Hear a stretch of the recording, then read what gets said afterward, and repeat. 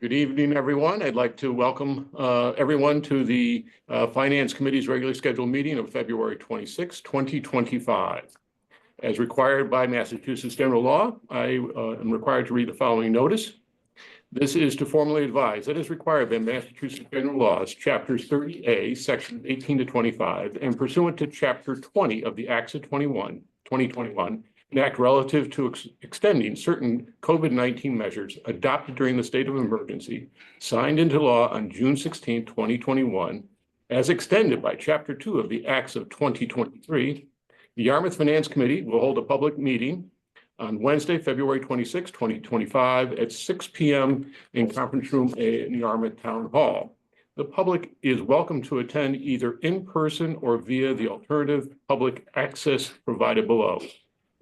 Since this is a hybrid meeting, we are required, this meeting will be recorded to assist in the preparation of minutes.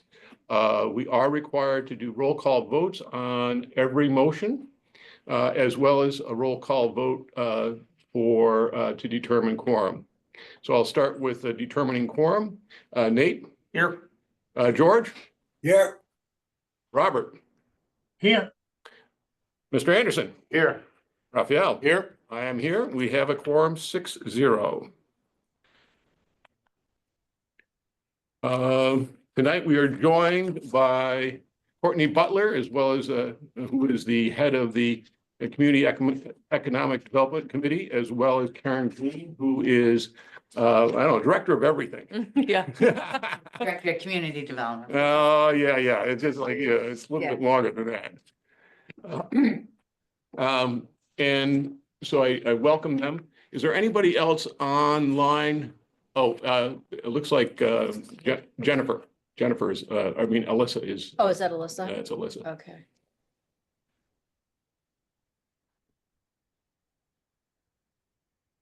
Alyssa. Can you hear us, Alyssa? Yes, I am here under my husband's Zoom login. Fortunately, I knew who that was too. And again, so we now have a 7-0 quorum. Thank you. I do not see any other members of the public online. So again, ladies, if you would like to offer any public comment in advance of your comments, let me know. Hearing none, we do not have any transfers for this evening's meeting. So we are going to go directly to an opportunity for everybody to get an overview of the CEDC's budget or proposed warrant article. For those who, the packet included the materials.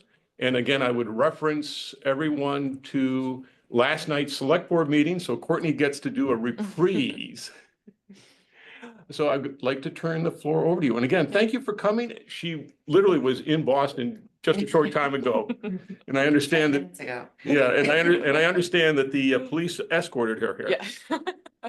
Yeah. Thank you so much for having me. It's very nice to meet all of you. Some familiar faces, some new ones, so thank you. Yes, I'm the chair of the Community and Economic Development Committee. And right now we have Article 29 as our proposed article on the warrant for the May. Could we bring that up, please? May town Do meeting. you want the article or do you want what was in the packet? Yeah, might as well just start with the packet. So bear with me. Just give us a second here while we get some handouts ready to hand out. I'm gonna All right, John, I'm gonna need your help again. I have paper copies of the. Yeah, where is it? Okay, it's We're right. good.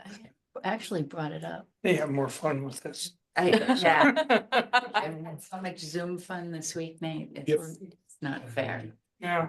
Maximize that. Hit that little. Yep, share. Go over there. Nope, this one there. Oh, that's right. Yeah. Share again. Yep. Yeah, when I had X'd out of it. Okay. So we're just going to move The article, or do you want? we'll start with the letter because it has Yeah. it has all of the information right there. Yep. So, yeah, so this first part of the memo is a bit of the presentation I gave last night to the select board. And I'm happy to just give you a little bit of a taste of the fundings that we've done in this past year. And so, you know, our four main buckets, as we call them, are special events, marketing, public improvements, and economic development.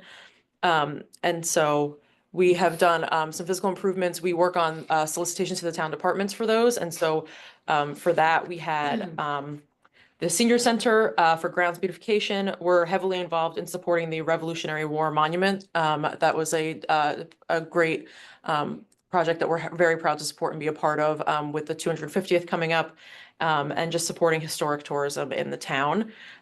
We've also been supportive of, the Department of Public Works and Conservation and Natural Resources, for putting signs at the conservation lands.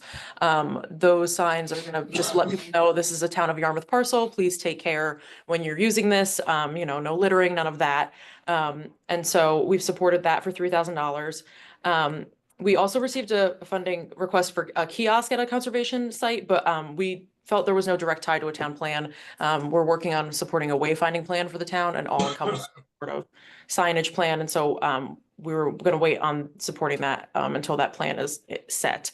And then finally, we've supported the Chasebrook Park, the new multi-parcel park, for signs and benches so people can enjoy that.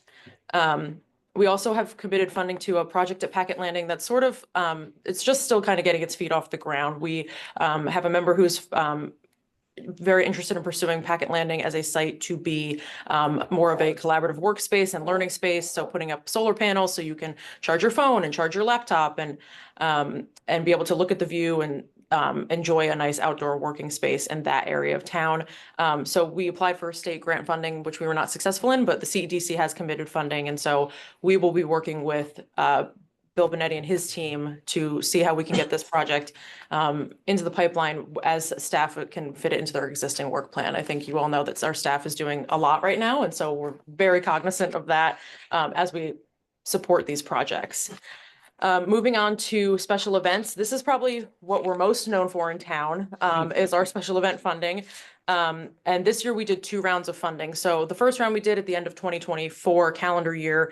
And this is all we kind of do it in a quarterly basis, but it's funding for the calendar 2025 year. So at the end of 2024, we funded a couple of projects that were typical event requests that we get. And then our second cycle, which we just finished in January, we had a couple of new event applications that we were really excited about. So we've supported the Cultural Center for marketing all of their events. Second Summer Cycle is a brand new event for the town anyway. They've been around for 3 years. It's a charity bike ride. They've typically started in 3 locations throughout the Cape, and this year they're starting and stopping at Smugglers, Bass River Beach down there in South Yarmouth. And so that's going to be a great event. 12 to 13 charities they support, about 5 of them are based in Yarmouth. So it's a really great give back to the town. It's going to be a great day, big celebration at the beach, and a lot of action in town during that time. So we're excited about that. They also have a great connection with some of the Boston news stations. And so tons of marketing for that coming off Cape. They said right now they're way ahead of projections for riders that they usually have. So it's going to be a really cool event. I live down that way, so I'll be waving my flags and cheering them on, but I will not be on a bike. Not my thing. And then Just can you, is there, Seaside Festival, are you funding that? yes, we did fund the Seaside Festival as well. Jan was one of our original. See listed. Yeah, she was in our first round. Yeah, she got 35. And you have to. That feels like a while ago. Who else it was? I was just wondering. No, That's- always Seaside. that- Yep, Seaside is we're very. That's 40, been around for 40 years, I think. Yeah, I think 44, 45, but Yeah. this is a big anniversary for them. Yeah. Yeah, it was the Seaside Festival in the first round, Taylor Bray Farm. Yep. Sheep and Fall Festivals, the Whitey Red Sox for some Okay. marketing money, Because the Um, All-Star game is in Yarmouth this year. Yeah. and Okay. I think a summer reading program at the library, Yes, that's and right. and the Cape Community Orchestra. Oh, yes, Give your and plug. yes, I do. I have a plug for them, yes. So we have, Thank you, Nate. yeah, thank you, Nate. Yeah. So we have an opportunity to support a lot of these unique events and activities in town. And it's very exciting for us. The libraries was a great new application. We're very supportive of their summer reading program. And then, yes, the Cape Community Orchestra, if you're not familiar, they are a orchestra that intends for all their programs to be free so that people can enjoy that type of music and really be educated about it. And so they have let us know that on March 8th at 10:30 at the new middle school, they were previously at Monomoy and now they're moving to the Dennis Yarmouth Intermediate Middle School just because they've outgrown the space in Harwich. And so they're doing a morning at the movies. So music from Aladdin, Star Wars, Wicked, anything like that. It's and they always say that their shows are for anyone ages 2 to 102. So it's a great time. So that's a lot of our events that we funded. Also, the Edward Gorey House has requested some funding and we're waiting on a little bit of additional information from them. And then the Massachusetts Chamber of Commerce Executives, Mary Vilbon is the president this year. And so they're having a conference down at the Red Jacket in April. And so we've helped support her a little bit for some marketing items. And then diving into our marketing sort of bucket for the year, we the sand sculpture is a big marketing effort that the chamber does, and part of their contract with us for marketing services. So we worked with Mary to support that, as well as some funding for the Winter Carnival and some of their other activities. And then as far as economic development goes, right now we're heavily involved in the Mattakese Utilization Committee. I believe you were there the other night, John. Thank you so much for coming. And so we have worked to with Karen and finding a facilitator to help facilitate our meetings that we're having. And so looking at that for economic development. And we do have a lot. We heard last night from the select board that we would like to focus more on economic development, and that's certainly something we would love to do as we look ahead towards all these great projects and the future of the town. So sort of looking ahead, and that's what we did this past year. And so looking ahead at this warrant article request, this is, our legislation we have that was passed in 2006 and amended last year, discusses. There it is. Oop. Oh, yep. Up a little. Back down. Go the other way. Oh, you still want the memo? Yeah, right. Keep going. right. Yeah, right there.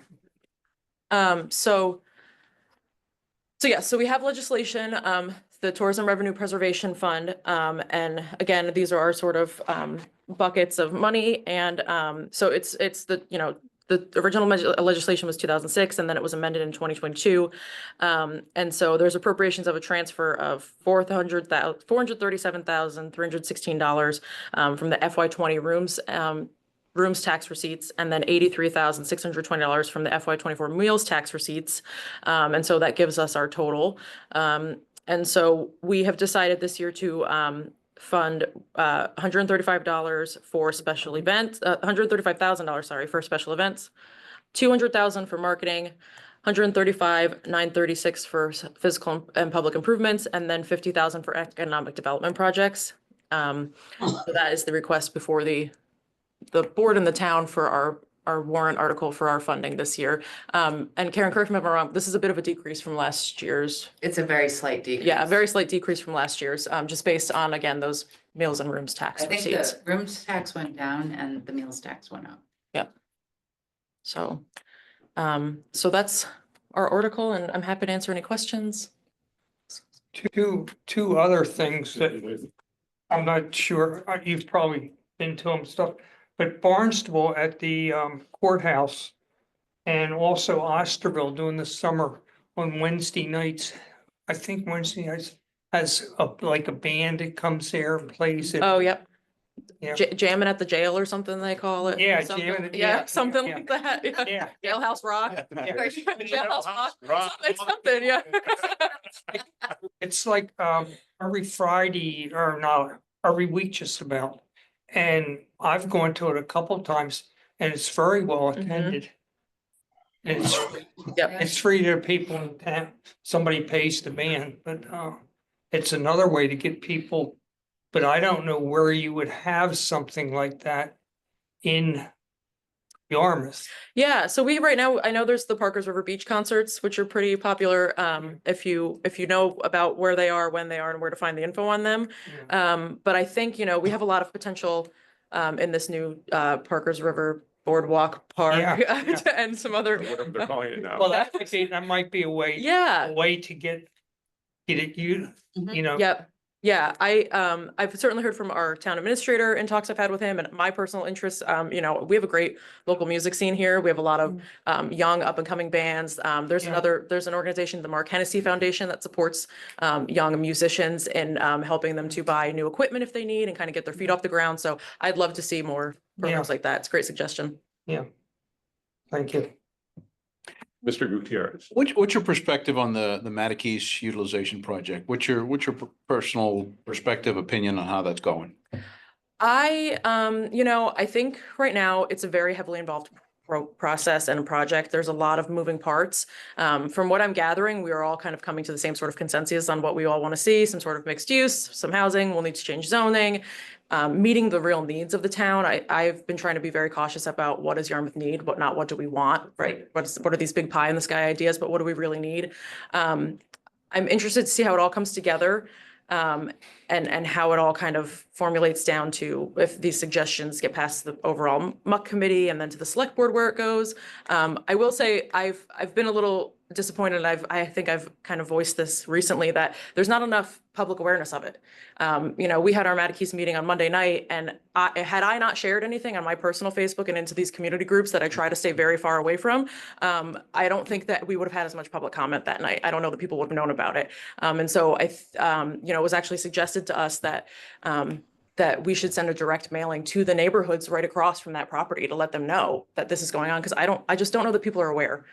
And so my biggest thing right now is just making sure the public is aware of this very important and critical process. If there's anything I learned at our meeting on Monday night, it's that no matter what we do with the Mattakese School, we have all these other town buildings that are going to need to be addressed either for maintenance or reuse or repurposing. And so how do they all fit together? So you crushed it, because that's one of my concerns is, are we engaging with developers? Are we engaging with folks that know how to develop these kind of properties, like some of the things that have been done in Plymouth and other areas? Are we in our own bubble, in our own town bubble right now, or do we have outside folks engaging us and giving us some freebies, some opinions and some ideas? Yeah, I think right now it seems like we're very much in our own bubble. I know that there's a lot of people who've retired to the Cape and moved to the Cape recently in these past few years who have this expertise, right? Who've worked on these projects elsewhere. And so if we can kind of find them wherever they're hiding, and tap them for resources and get their opinions, I think it'd be great. And I think just more public awareness of what this process means for the town is super important. Awesome. Thank you very much. You hit both major points that I'm concerned about, is the engagement, being stuck in our own town bubble, little town bubble, and that we do need a strategic view of all town-owned properties. Thank you. Yeah, thank you. Yeah, because we have a aging building structure. Mhm. All of our buildings are getting older. Yeah. To say the least. And if we could put a town center there, knock Mattakese down and put a town center there, Mhm. and have the town hall, have the senior center, have whatever else, all in that one area. You know, and a person I sat on the VOTEC committee, Mhm. building committee. Bob Sanborn's a Yeah. resident of the town, and he ran it. See, that's sneaky. I did not know Bob lived here. Yeah. That's awesome. Cat's out of the bag. And he, I'm gonna see him in a couple weeks, I and think. he ran that deal, Yep, and he ran it through COVID, yep, and he was on budget and on time, yep. doing COVID, on budget, on time, Mhm. which was tough. But there's a source for you, firsthand source. Yeah. And he also is well connected with the business community because of his vocation school. Yeah. Yes. Mr. Anderson, any questions? No, I'm good. Thank you. Mr. Harding? Yeah, I just have one question, and Courtney, this is great. Appreciate your presentation. Great projects.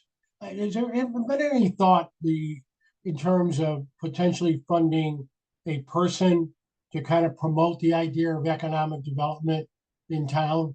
In showing, providing or facilitating access to funding from outside state funding for mass development or maybe potential federal funding, although I don't know what that means, but is there any consideration ever to do something like that or make an effort to promote those kind of ideas? Yeah, so we have a vacant position right now for the economic development manager. It's been vacant for well over a year, probably getting close to 2 years now. And so that was actually sort of discussed last night at the select board meeting, was that that's a critical position for the town. Not only is Karen doing so much for our committee, but she's got so many other things going on. And so we would love the support for our committee, but somebody else who also has the expertise to kind of say like, hey, these are grants and opportunities you should be looking out for. So I'm hopeful. Mr. Forrest and I talked a little bit last night after the select board meeting about how do we make this a bigger priority for a position to be filled. So I'm very hopeful that that position will be filled at some point. And that, Bob, this is Karen Green. The other thing is the committee through the tourism fund has historically allocated funding for this position. Okay. So it's definitely been on the radar because of the vacancy. There's funds on hand and they did not need to budget additional funds for this coming fiscal 26. So finding a good body is the key there. I will say too, Mr. Harding, is that I participated in the local comprehensive planning committee public comment thing. And one thing that we heard that from a lot of residents was the marketing for the town needs to be better. Marketing what the town of Yarmouth has to offer for businesses, for residents, bringing new businesses in. So as we look ahead, our marketing contract with the chamber this year is set to end. And so our committee is undertaking a whole new RFP process, and we're really going to kind of crack that marketing contract wide open to make sure that we get what we need for the town, for tourism, for businesses, for a good partnership, to make sure that, people know what Yarmouth has to offer. And so we're excited to kind of dive into that in these next couple of months. Thank you, Mr. Harding. Thank you. Mr. Perkins. Any questions? Oh, I guess not. Alyssa, any questions? Nothing on my end. Thank you for this comprehensive presentation, though. Thank you. And that was really the objective, because if you may recall, there's been some other years where we sort of didn't feel like we had that information in advance of town meetings. And so I wanted to make sure that that was not going to be the case this year. Thank you. And I appreciate you coming by. And again, I encourage everybody, Courtney's presentation at the select board, again, they very much picked up on the need to not only address the opportunities for economic development in the tourism sector, but also in other sectors. Thank you. So thank you. Thank you. Thank you. I will see you all around. Oh, you will. Thank you. Thanks. Okay, next on the agenda is actually discussion and possible votes to recommend the April 29th, 2025 annual town meeting warrant articles. I have my master list, but so if we have the capability, if we have the information we believe we need, tonight's we will just go through a series of motions to recommend or not to recommend, as the case may be.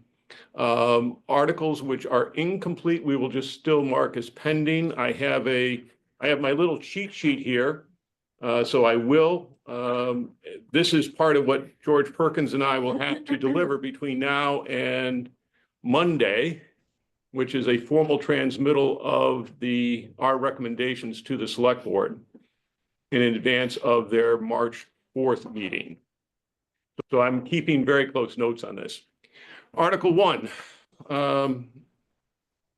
This is the snow and ice transfer, depends on, and again, will be filled in at the very last minute, I guess, but there's nothing really that we can do right now. Yeah, we don't Yeah. have. So this is just going to be marked as pending. Article 2 is the municipal budgets. And Jennifer, I think the only thing that you had to, there was a couple of things that you did was, one was obviously you adjusted the fire department's salary lines to reflect, to take out the 5 positions that have been added, because those are all going to be covered under the underride. Were there any other changes that were made? Yeah, so I did take out the cost for the override out of the fire department budget, and I also added a little bit of money into health insurance.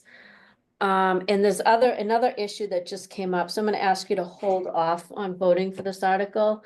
I'm probably gonna have to allocate some money into the energy account. I will say that it's just, we did a projection and we looked good, but one of the issues that we've had, and it's just come up in the last like month, and we're really diving into this, is that the more energy we use, the more we pay to the developer. And so the credits are kind of sitting with like Eversource, so you don't really see a direct credit. So we are expending more, even though we're getting more credits on our bill. I know that might be a little bit confusing, but I think I'm gonna have to put some more money into the energy account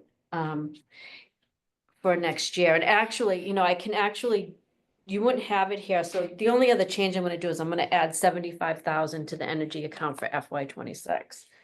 That's the only other change. You can vote with that addition, and then I can fix the spreadsheet if you want to have a voted budget for the public hearing.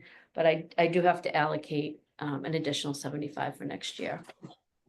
And didn't I see someplace where the override request for the fire department is going up also? Right, that's a separate article Oh, to okay. be discussed Yeah. separately. Okay, sorry. So the motion, if there is an interest in doing this, so Jennifer has identified, if you sort of scroll down to wherever the motion would be.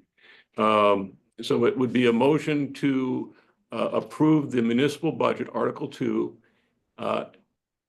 with an amendment to add $75,000 to which code? CG6. CG6? Yeah. So, thank you.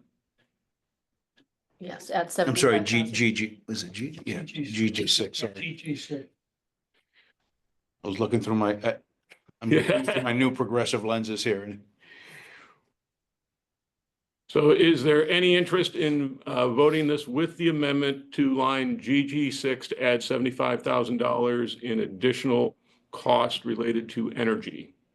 I'll be happy to move it, and I have a follow-up question, please. Okay, moved by Mr. Gutierrez. Do I hear a second? I'll second. Nate. Okay, if you have a discussion, since you put your hand up. So you mentioned the situation with the PPA with the developer. Right. What's the course of action there? How long is the contract for, and what's the course of action? All right, so it's through CVAC. And I'm not picking on I anybody, know. because a lot of folks don't understand how these things are. And it's very confusing. No, I appreciate the question, because I actually have somewhat of a handle on it, but Yeah. there are gonna be questions that you have that I won't be able to answer. Because I'm just starting to jump into this now, because we've just noticed this in the last month. And so I have just really jumped into it this week. I don't have the contract. We're meeting with CVAC on Monday. Okay, So we're gonna jump into that, but what I've done is I've compared last year's to this year's invoices.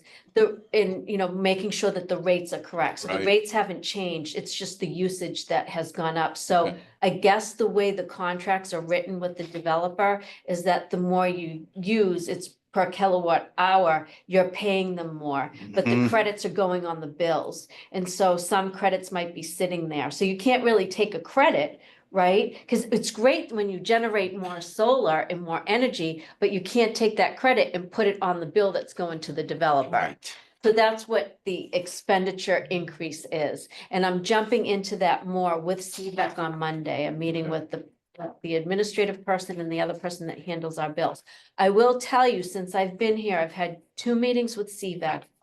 And we have looked at our Schedule Z to make sure that, we're allocating it correctly to correct accounts. We might need another adjustment. I will tell you, there is some solar that's being generated, and it is crediting the water department. So when you think about it, we're paying it out of the general fund, but the water department is a separate entity, and they're getting the credits, which they should. They generate a lot of electricity. But it's something that we need to look at to really make it fair and kind of smooth that out, right? So we're probably looking at maybe charging the water department for some of this Right. instead of getting all the credit. An internal mechanism. Exactly. Yeah, I mean, the only So, difference yeah. is, so one is general fund versus an enterprise fund. So Right. there's a little twist in there, but I think for where we are right now, Yeah, and so I say this, and I hate to say it this way, but since I wasn't here when we put these like deals together, Yeah. I'm really like, some things come up, right? And so then I have to like jump into it and see how it's been set up and then try to like, adjust it if I see, it's not going great. So I just want to make sure that next year we have enough money in that energy budget. And as you know, I mean, we do have contracts, we do procure our rates.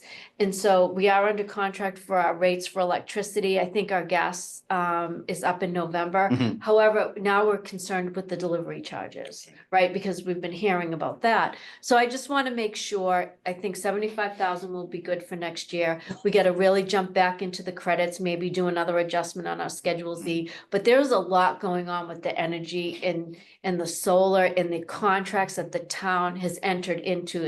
It's not clear cut and it's just confusing. They're not, they can be traps. So I would encourage you to,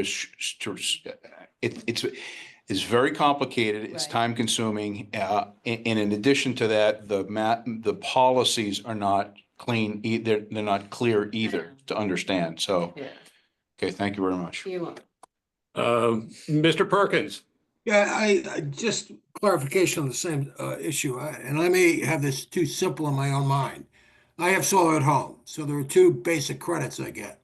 If for every megawatt of electricity that I generate, I get a get out of jail free card, I guess, which is auctionable, and it is auctioned off, and I get that value. So that's one source. Is that what we're talking about, or are we talking about the fact that when my meter spins backwards, when I produce more than I buy, I pay for that? So which of those two payments, or is it something else that's slow in coming? Great question, George. I don't see that in general, as a whole, we're producing more than what we're using, because then that creates a problem. We have to sell it on the market. That's not the issue. So when you think about your house, that you're generating energy and it's offsetting your electric bill, right? Right. For simply. So think about the town. We have solar in a lot of different places. We actually have solar in Wellfleet. So you might have a developer come in and say, okay, we're going to develop the solar in Wellfleet, but then we're going to sell it to these 5 different towns, and then they have to apportion it. So it's not like, okay, the solar on the senior center is strictly going to pay for the electricity bill on the senior center, right? So it's kind of like a puzzle that you have to put together. So some of the Okay. solar that we have in Wellfleet might pay for something, over at DPW. And then you build the DPW and that solar might pay for something. We actually have solar over at the high school that they've let us use that pays for the water. So it's not like, if that makes it a little bit more simple to kind of think about, it's not like what we're generating is paying where that solar is, if that makes sense. No, I get it. I get it. Okay. I guess the other big question is, all of this has been put together because Jennifer always is keeping track of the total balanced budget. Right. And Yeah, so so I think that's an important reminder that this all has to balance at the end of the day. Right, and what I do want to say is that we did, so through the governor's budget, we did get additional funds through state aid. And so, at the end of the day, when I made adjustments, I do have enough money to put I put 100,000 in health insurance, and then I put 75 in energy. I mean, that's it. But yeah, I was able to do that. No, I'll call a question. Yes, Mr. Perkins. No, can we call a question? Oh, you're going to call the question. Well, Let's I'm vote. sorry. Yeah, let's go vote. Nate, Aye. George, Aye. Mr. Harding, Aye. Alyssa, Aye. Mr. Anderson, Aye. Raphael. Aye. I'm aye as well, 7-0. As amended. Just want to make that clear. Next up, fire department override. Speaking of override. Right, I'm gonna make a copy. I'm sorry, I should have done this earlier. Here's a breakdown of the override. So let me just go make some copies of this. There was an adjustment. That's why it wasn't in your packet. Sorry about that, gang. I thought maybe some equipment broke. Oh, I think if I remember the story correctly from yesterday, it's, there's obviously there's contractual obligations which Yeah. are now firming up. Oh, okay. I thought their contracts all done today. We're working on, Yeah. again, the fire department, the men and lady in that department are doing some heroic stuff right now, Yep. understaffed. They were on my street yesterday. They're on everybody's street pretty much all the time now.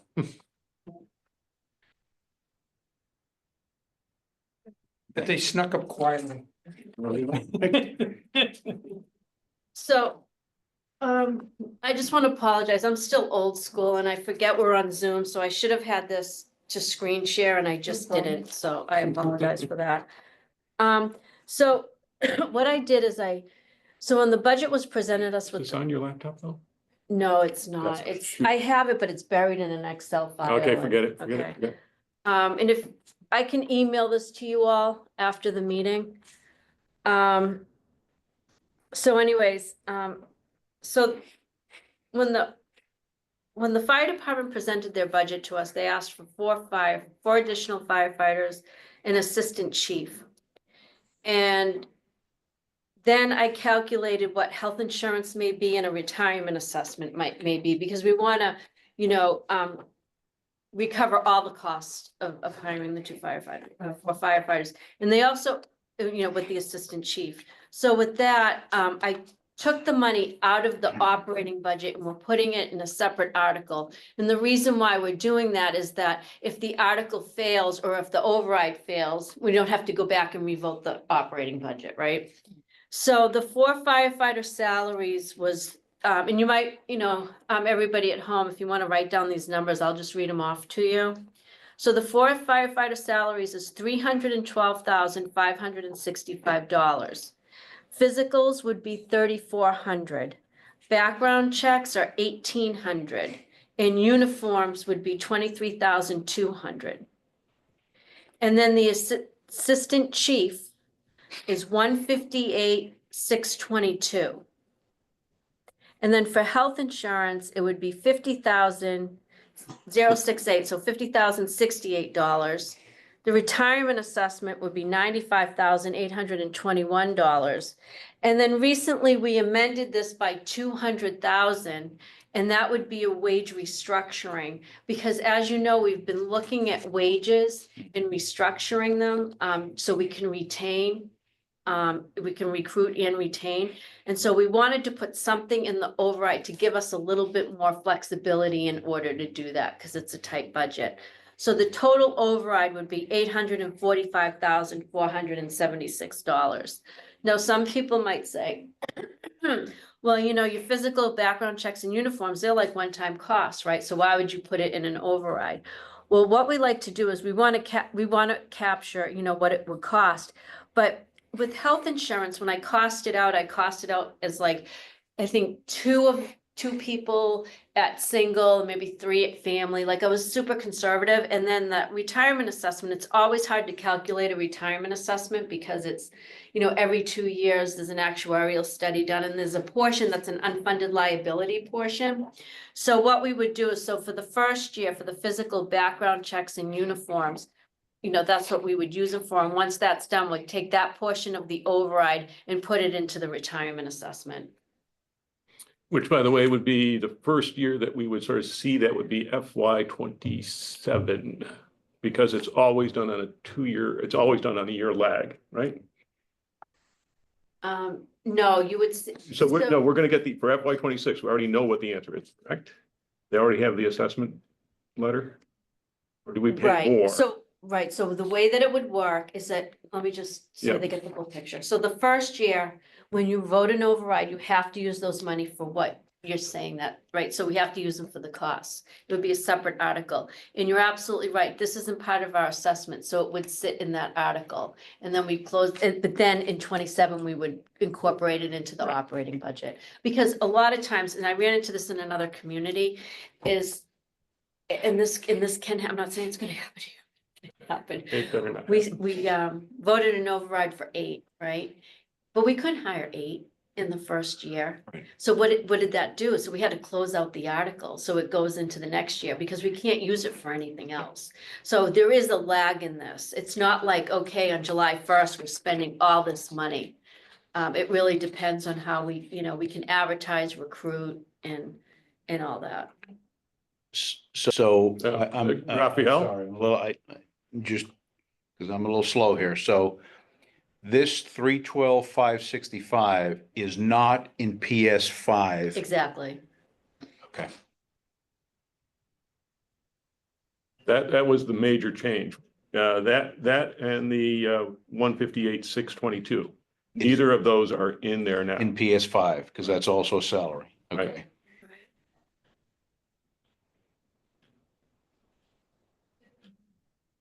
Yes. that's And correct. are the physicals, background checks and uniforms, do they fit into PS7? I'm sorry, yes, PS7 training? No. I'm sorry, expense?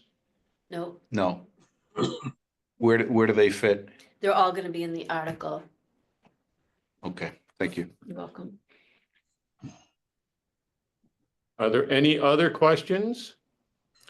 Do I hear a motion to? I'll move it. Okay, Mr. Anderson, I'll second. Mr. Gutierrez. Is there any other questions on this article? Hearing none, George, you realize, of course, this is going to be the headline on our memo. Right. And I think particularly as it relates to, because it's in the public domain that it was 600 and something and an 800 and something is going to get a few eyebrows. Nate, Aye. George, Aye. Robert, Aye. Melissa, Aye. John? Aye. Aye. I am an aye as well. Moving on, article number 4. This is the golf enterprise. Is this? Oh, So the golf enterprise, again, this is one of our, there we go. This is, again, and because it's an enterprise budget, we're going to be doing a series of these for golf, water, septage, wastewater, cable TV. They're all separate because they are enterprise budgets or special revenue funds budgets. Again, there's been no changes in this. The fee hearing, by the way, last night, the golf fee hearing, literally there was nobody there. And this is the first time ever, the fastest time that I think I've ever heard the golf fee review go through. So their fee increase has gone through and they're already like several hundreds of thousands of dollars ahead of last year's record. So. That was a 4% raise, right? Yep. So, do I hear a motion to recommend article number 4, the golf enterprise budget, in the, whatever that amount is up there, the 5541? I'll make a motion. Alyssa? Do you have a second? I'll move it. Mr. Anderson beat you to it? Any other discussion? Hearing none. Nate? Aye. George? Aye. Robert? Aye. Alyssa? Aye. John? Aye. Aye. Raphael and Richard is, so we have a 7-0 on that. Water. Yep. sorry, I'm looking at the hard copy. Sorry.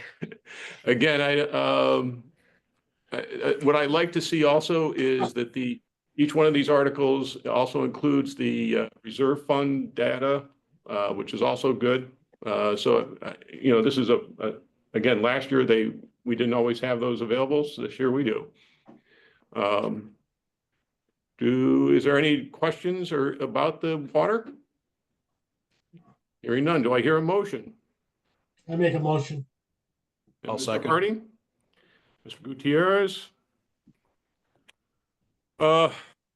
Nate, Aye. George, Aye. Robert, Aye. Alyssa, Aye. John, Aye. Raphael, and I am an aye as well. Septic Enterprise, we do have to do this, guys. I think, one at a time. Again, this is septic. We're gonna see this potential or show up again is a major capital item. So that enterprise, it's nice to have that nice big surplus to help keep that facility working. You may recall also that in this particular case, we are expecting an increase in the fees for the management of this. Yeah, if I remember correctly, there was also disposal of the sludge.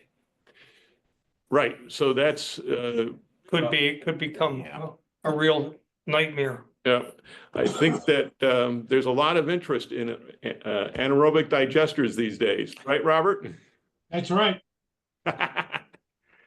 But we have to deal with this year's budget. Yeah, yeah. Do I hear a motion to recommend the septic enterprise budget? Quick question. Yes, sir. Is July really the most recent data that we have on the retained earnings? The reason why we put July 1st is because it gets certified by the Department of Revenue. And so that's what was certified. And if we had spent something out of the November, we would take it away. Okay. So that's why, because at the end of the year, that's when it all, we recalculate what the retained earnings are. Okay, thank you. You're welcome. I hear a motion. I'll move it. Gutierrez, Second. Anderson. Roll call vote. Nate, Aye. George, Aye. Robert, Aye. Alyssa, Aye. John, Aye. Aye. Raphael, and I am an aye as well. Wastewater enterprise.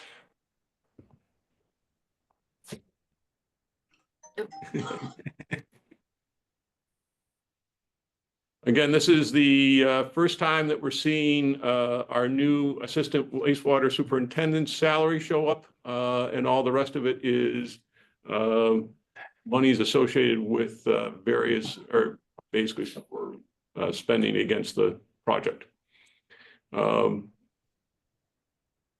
which we reviewed. So if there are no other questions, do I hear a motion to recommend? Make a motion. Nate? I'll second. Robert? Oh, Alyssa, beat him to it. Any other discussion? Hearing none. Nate? Aye. George? Aye. Robert? Aye. Alyssa? Aye. John? Aye. Aye. Yeah, and I'm an aye as well. See, Jennifer, that's what threw me off because this one is tagged at 11/19. Yeah. Yeah, want me to tell you why is because we actually voted in November, money from the retained earnings, because we have a November town meeting. Oh, So okay. we take it off, so we knew that we took it off. If that makes sense. It's not something like, oh, here's the balance in the account, right? No, So no, no. that's I why. was just wondering why Yeah, they're no out of worries. sync. What, I mean, Because is there some, Because we had voted something in November town meeting, okay, right? The only way you would see that go down is a vote from town meeting. got it. Yes. But I understand why you would ask. And it's a good thing that you asked because somebody from the public is going to ask. Yeah. And if you don't mind, Yes. let me do now, the reason for the cable, just to stay on the same, now you have that, is cable is not an enterprise fund. That's what's called a special revenue fund. So that really is the cash balance. Okay. So I have a question on the Yeah. cable. Go ahead. So we actually didn't talk about this as we went through the budget. We didn't talk about it with IT. No. Okay, So that answers one of my questions. So Okay. that falls under IT. yeah. Mm. I mean, it is what it is for this year, in my opinion, right? But like next year, I'd love to hear from the town why it's Comcast and why we don't look at other providers. if you want, I can answer some of that now if you'd like. Sure. Okay, so the money from, because I do have the history with this, so unfortunately. Okay, so the town has a contract, they go out for an RFP every 10 years, right? On the Cape, the only provider is Comcast. And so what they do is they provide us money for us to provide public education, government access television. It's called PEG access. And they give us money from what are the cable bills. And so when we negotiate with Comcast, we usually negotiate every 10 years. We're really negotiating the capital, and we try to get as much money as we can just for us to promote that. There isn't any other, Verizon is not on the Cape for the negotiation purposes, and that's where the money comes in for the PEG access. So what so if we're doing RFPs, right? Well, Why are we doing them if there's only just Comcast? for procurement purposes. I mean, they have, because we have, so when we issued it, it's a formal process usually. So when I did it for Falmouth, Yeah. right? And so what we do is we hire an attorney who really has an expertise in, cable contracts with towns. And so it's just a formal process that we have to go through. Every town goes through it. Now, off Cape, there is competition because sometimes Verizon would have it, sometimes Comcast has it, but Verizon isn't on the Cape, so we have to negotiate with Comcast. So my next question would be, so when you're off Cape, it depends where you are, Right, whether there's competition or not, exactly. right? I'm hard pressed to believe if we as a town said to Verizon, we'd like you to discuss bringing you in, that they wouldn't have those conversations. Well, Because the last town I lived in Massachusetts, there was no competition, it was only Comcast. And Verizon came in and they ran and they picked up the whole tab for the fiber optics that they ran throughout the whole town. okay, so Verizon has said they are not coming on the Cape because they're not going to pay to lay the fiber optics. They don't have the infrastructure on the Cape. And so that's why they're not coming to the Cape. Do you know when the last time that was discussed? It comes up every renewal. Cause like 10 years for any RFP for IT is like crazy long. No, I know, and it's really not for IT, I say it falls under IT, but it really is the town's, it is, the Okay. contract with the town select board have to. No, I know, but I'm just saying the product of that RFP is technology, Well, right? Internet cable is technology.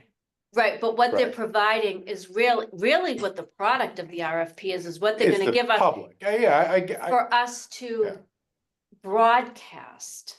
So what we do is we have studios where we can broadcast Yeah, the public get it. access government, and Comcast is a partner in that, and they give us money, so we're able to do that. And no, I Verizon doesn't have the totally understand that. I'm just questioning, I still would be surprised that we couldn't get another contractor here. But they're not, when you think about it, they don't have they have to But that's, spend millions of dollars to come to the Cape, and they're But- not going to do that. it depends. I get it, but like Starlink doesn't have to lay anything, So as you go for, right?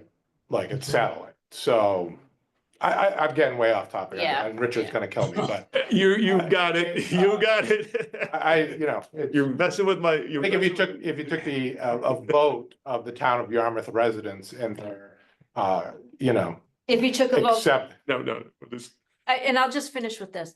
It's something to keep in your mind if it's something that you want to bring up. I think we just settled the contract because it was around the same time, probably like 2 or 3 years ago, when I did it in Falmouth. So you probably have 7 years left. You can always bring it up next year when we do the budget.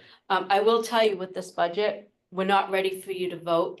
Some issues have come up and we might have to adjust it, and we're having a meeting this week, so I would put off voting the budget. this will go pending then. Right. thank you for letting me.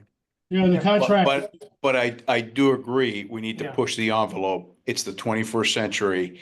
And that, I'm not, No, again, I'm not throwing rocks at anybody, but that whole thing about having to dig up the roadways and lay fiber, the way it was done, Yeah. back then, Right, there are options. Yep. So Yeah. exactly. we just need to get aggressive. But Okay, so that will be marked as pending. The DY Regional School District budget was a topic of much discussion last night. There were, I have been in touch with the Finance Committee Chair at Dennis. We are working behind the scenes to have some follow-up conversations with the school committee, not yet to be fruitful, but my recommendation, we have enough open items on this particular one, would be worth, I believe, putting this off as well. But I am willing to accede to other and especially if you have questions on my very bleak references. Go down one. Sorry.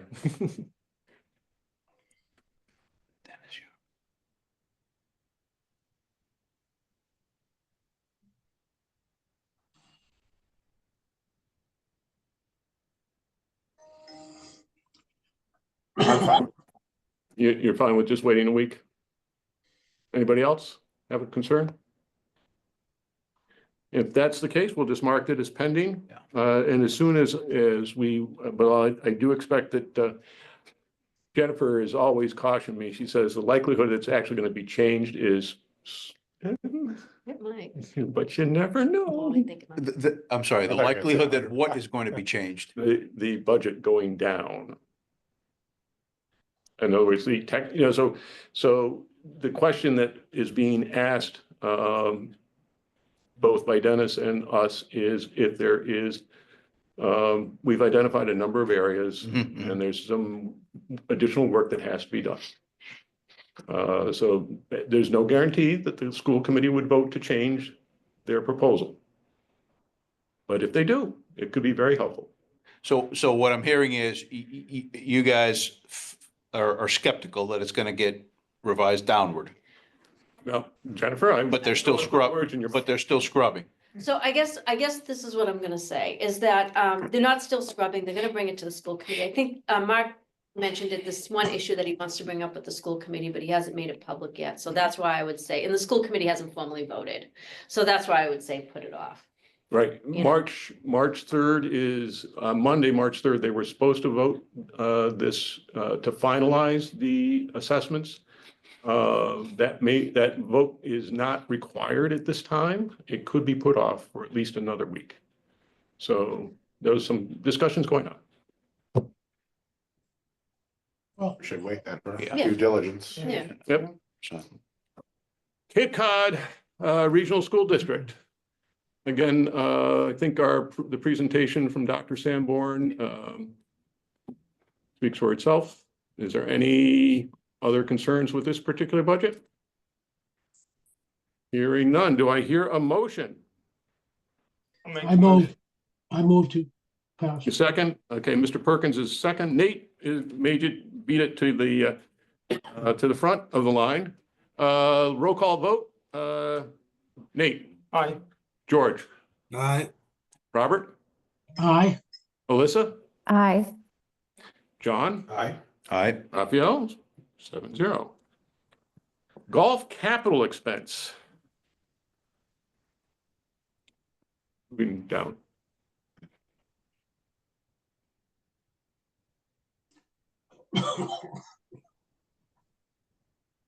These are all, again, I think I would refer everybody to the work that the capital budget committee did. Mr. Perkins obviously is our representative on this. So these things have all been vetted by the capital budget committee.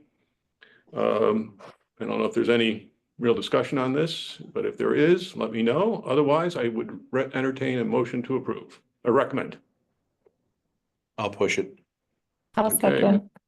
Raphael, Alyssa.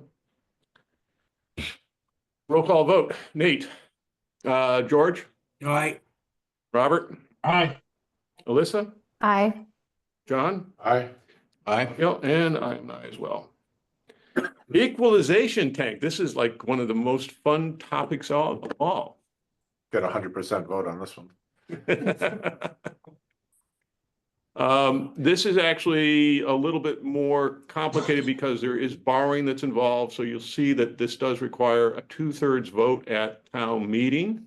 And again, as we referenced, the Septage operation has a substantial balance in their reserves. So I don't see this as. Do I hear a motion to recommend? I'll move it. Mr. Perkins? Do I hear a second?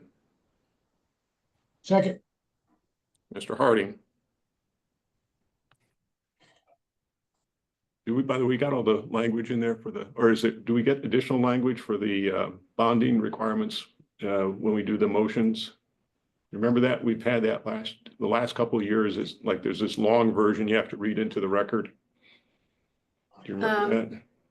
This has all been, I mean, the article is fine. Okay, It's already been, bond council has reviewed all There the you go. borrowing articles. so That's- it's I all have just a question. So it says it's gonna be fully supported by the septage revenue, right? Yeah, Would they ever, do we ever like pay, like not take a bond out for this or for part of it to reduce our debt load? pay cash, you mean? Yeah, Yeah, well, usually with a borrowing authorization, you're tying up, there's a lot of unknowns. I mean, this is an enterprise fund, so there are some unknowns. So you don't really want to deplete all your reserves, sure. right?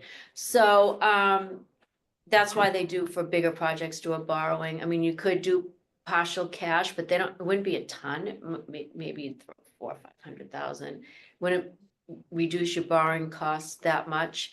But then if something else comes up, You're sure. the last thing you want, right? is Yeah, I mean, to I don't know what's in the deplete, and then revenue if something side, comes so- up and then you have to borrow for a smaller project where Sure, you'd pay yeah. cash for. So since it's a big project, you just do, The full one bond. borrowing authorization. So we're not gonna touch the 3,164,000.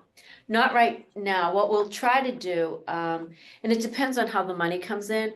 So we'll borrow the money, and then once we bond it, start paying back principal and interest, it becomes part of the budget. So we want that to be supported by the revenues coming in. But then say you have a short year, then you're gonna start dipping into your reserve, and then any type of capital you'll dip into your reserve. So it'll be kind of like a puzzle we'll put together as on the out years, not knowing then, the known. and it also, I think, correct me if I'm wrong, so this also, we don't want to bond regularly, so oftentimes we bundle.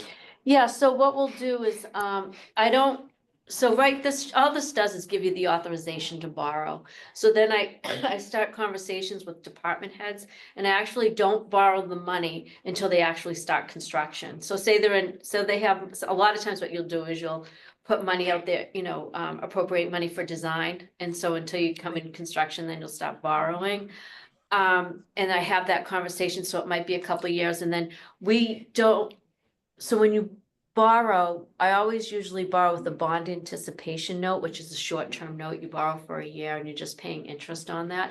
Because you don't want to bond it until you're really halfway or more through a project because of unknowns, right? And you don't want to bond. Like if I went and floated a bond with every single project, you can't bond in like February and then do it again in November. This is a large cost to borrowing. So you try to put all the borrowing together. So we like to borrow like around March or April. Right now we have some short-term notes on there. So what we will do is we'll borrow next year we're bonding because we have a lot of outstanding, and we'll see where we are with this project, and we'll probably bond it if we've already started construction. So that the answers 4,000,004 your is gonna be bundled with other Oh, yeah. things. Yeah. What, just out of ignorance, what's the rate gonna be roughly? Right now, I was talking to our financial advisors. So if we went out for like a 20 or 30-year bond, I think our rate would be like in the 3s. Maybe high 3s, if I can remember. Mhm. Short-term rates usually better. you know, so, it's been in the twos for a lot, it might be low threes.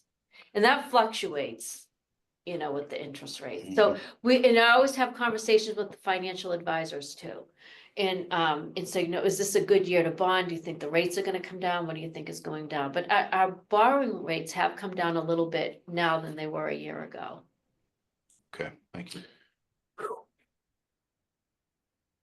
Who thought Mr. Perkins, yes. Jennifer muddied this up a little bit for me, but if this was strictly a bonding for the 4 million, this is a revenue bond. So from the perspective of the borrower, what the enterprise is pledging is their revenues. So they like to look at the equity that's in the enterprise because the town's faith and credit is not being pledged here. So you can't go, the lender can't look to, you know, the town's taxing power to pay these bonds. So from that reason, the rate would be much higher. And if we were to split it up as you suggested, so that by taking money out of the equity, whatever the appropriate name is for Well, I don't think, you know, George, I have to do a little bit of homework on this with the enterprise funds, but I still believe it's still a general obligation bond, even though we're paying back with septic revenues. If we didn't, but let me just finish. If we didn't have septic revenue, we would have to use taxation. That's all I'm saying. Because that's the backup. So when you said you were mixing it, now it sounds like a GO. well, it is a general obligation bond, but you can split up your general obligation bond. So say I have 4 projects, right? Right. I can have one project go out for 10 years. I can have another project go out for 20, a water project go out to 30, and we can bundle them together. Well, there's no reason why the indenture can't be written, or at least the security agreement be written to apply the security differently. You know, that just takes a law firm to do that. But anyway, I was just saying, I was thinking of it solely as if it were a revenue bond. You said we mixed them, so that changes some of it. It takes it out of the realm of being strictly a revenue bond because the borrower, excuse me, not the borrower, the lender would want to know how he's going to get repaid. And on a revenue bond, it's the pledge of those revenues. So he would want to make sure that there's sufficient equity in the borrower. And if we were to take some of that out to reduce the amount that's being paid, that makes it less creditworthy to the lender. That's all. That's the only point I was making. But anyway, basically, leave the cash in the kitty. So I have, I'll call the question, sort of Mr. Perkins has moved it, seconded by Mr. Harding. Nate? Aye. Mr. Perkins? Aye. Alyssa? Aye. Robert? Aye. John? Aye. Aye. Raphael? And I am not as well. I know that this is painful, folks, but we're making good progress here. Okay, so we're up to the water capital items. Again, these are part of the CIP with lots of gory detail behind it.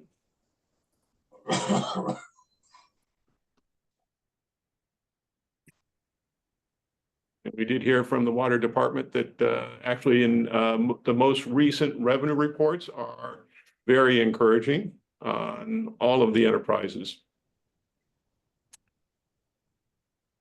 Do I hear a motion to recommend? Did we ever get a response on the rates, on the rate increases? I'm meeting with Lori on Tuesday to, really what we need to do is project out the debt because of the water mains that they're laying for the store project. Yeah. So we're starting to meet about that. She has this program that she stated when she, you know, that Waterworth program. And so we're Right. actually meeting on Tuesday about that. Okay, great. Thank you. You're welcome. Any other questions? Do I hear a motion to recommend? Mr. Anderson, I'll second. Gutierrez. Is there any other discussion? Hearing none. Nate, I move. uh, George, All right, Robert, Aye. Melissa, Aye. John? Aye. Aye. I'm an aye as well, 7-0. PFAS treatment system.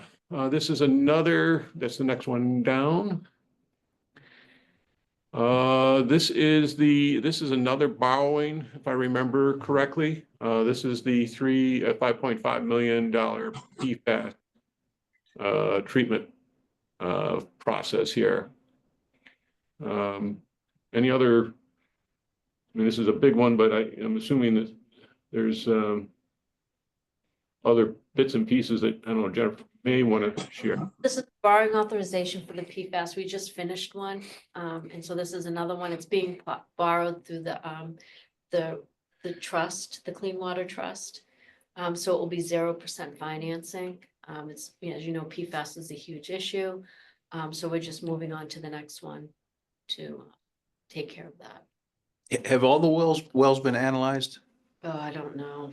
I don't know where we're at. I know that There was, these wells are issues. So. yeah, and as a matter of fact, there's additional concerns. At last night's select board meeting, they referenced some of the analysis that's being conducted related to the airport leakage from their facility. So this is going to continue. The question is, who's going to help pay for it? Yeah. I'm nervous about pushing this one now if we don't know. I mean, this is This is- just wells 10 and 11? Yeah.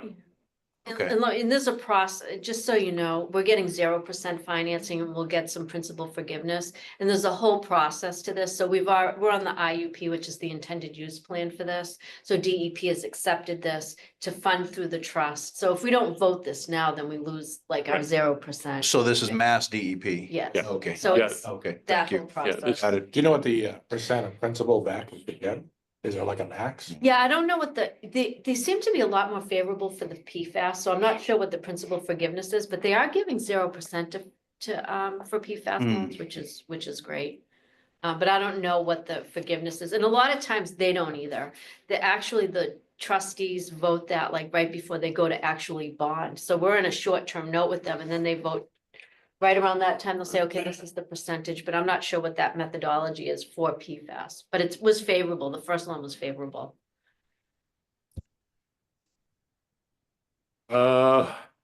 Again, it's other people's money. Thank you very much. Oh, yeah. Do I hear a motion to recommend? I'll Mr. move. Hardy? Oh, Mr. Perkins, okay. I hear a second. I'll second. Thank you. Any other further discussion? Hearing none. Nate, Aye. George, all right. Robert, Aye. Melissa, Aye. Mr. Anderson, Aye. and Aye. I'm aye as well. Okay, water mains Route 28. Yes. Just to give this context, this is with the sewer project. So we originally, had an authorization, we have an authorization to borrow 15.6 million. We are adding 2 million onto that, because the costs, you know, with the contracts, as you know, we have like 6 contracts, has increased. And I think it was contract 6 in particular. They think they'll be, when we get the bids in, it will be higher. So I just want to say, this is just an authorization. If we don't need it, we won't borrow it. So we're dealing with estimates right now, but this is part of the SOAR project when they lay the water mains for SOAR. It's part of the sewer project. Because it's done in tandem. The pipes are being laid side by side. Well, So I use terms in scope, out of scope. So this is not part of the project in that it wasn't included In the in the, 207. in the 20 That's true. 207 million. Right, so, exactly. So when you went to town meeting, you authorized 207 million for the SOAR project. Right, That 207 million is strictly for construction of the SOAR being borrowed through the Clean Water Trust, mhm, okay? In addition to that, town meeting authorized 15.6 million. And when they bid it out, you have an eligible cost, which is the 207, and then Right. you have an ineligible cost, which is the water. So we're borrowing the water from the market. We're not getting it from the trust. We borrow the SOAR from the trust. And the PFAS from the. Right, but we've bid this out all together. But PFAS is completely Completely separate. That's what I'm yeah. saying. It's completely Right, separate. yeah. Ding, ding. Okay. Do we have a motion to recommend? I'll recommend. Okay, I'll second. Mr. Gutierrez, seconds. Is there further discussion? I think a part of the problem here too is that the DPW is supposed to have started the bridge work, because this is where they were laying the water, they were gonna lay the water pipes. And they stalled on the bridge work for a while. We had to get going for the rest of Route 28. So now we have to come back and do it. That has something to do with this also. Thank you for that clarification there, George. Okay, we have a motion on the table. How do you vote? Nate, George, Robert, Aye. Alyssa, Aye. John? Aye. Aye as well, so 7-0. Police cruiser financing, which always gets people confused. And perhaps you just give a quick background about why we have to do this like a multi-year thing. I'm not involved in the capital plan. I Okay, did not put this together. This is So that's something, my question, right? So why isn't this capital? it is. It is. So it went to capital. I can give you what I know about it. So, with cruisers, you're always turning them around, like usually every 2 years, just because of the use that they get. So I guess what they did is they entered into a lease with a financing agency. And so they can turn in their cars and turn them over like every 2 years. And so these are the lease payments. It's like a borrowing authorization. So these are the lease payments as yeah. part of the capital. That was my next, because it says lease and then it says purchase. Right, Well, so then they purchase, it's a lease purchase. Yeah, that's right. So they do purchase them. at the end, you At the own end. the vehicle. Yeah, that's right. Sorry. So if the vehicle is still serviceable, you keep it on the line. If it's not, it moves on. But this program has been in place for, this has just become part of the revolving process. The alternative would be obviously to go back to a purchase, which would be a lump purchase sum. I don't understand the difference. It's a lease, so it's who's You're putting, not leasing.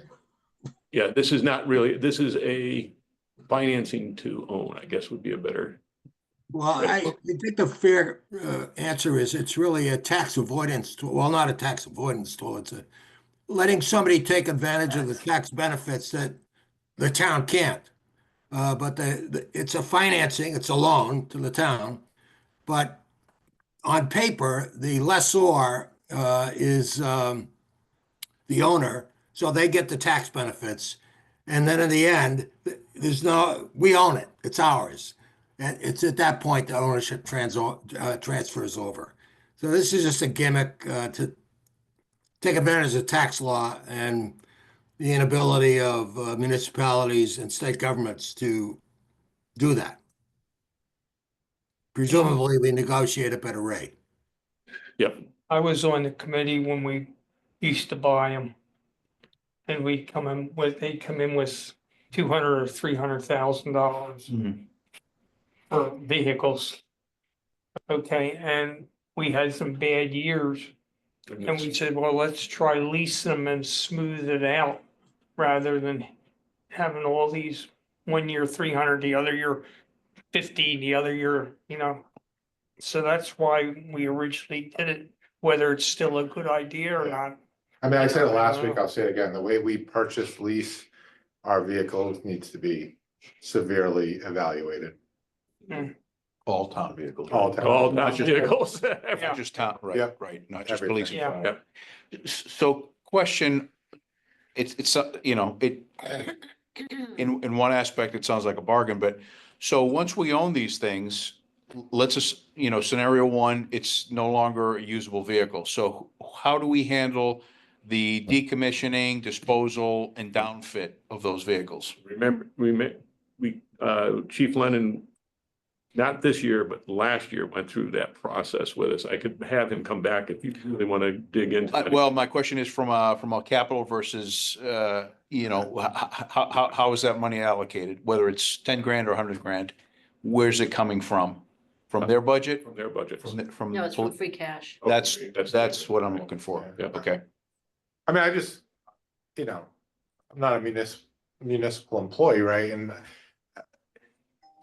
my personal life and my professional life, you would buy these cars, you would buy these cruisers.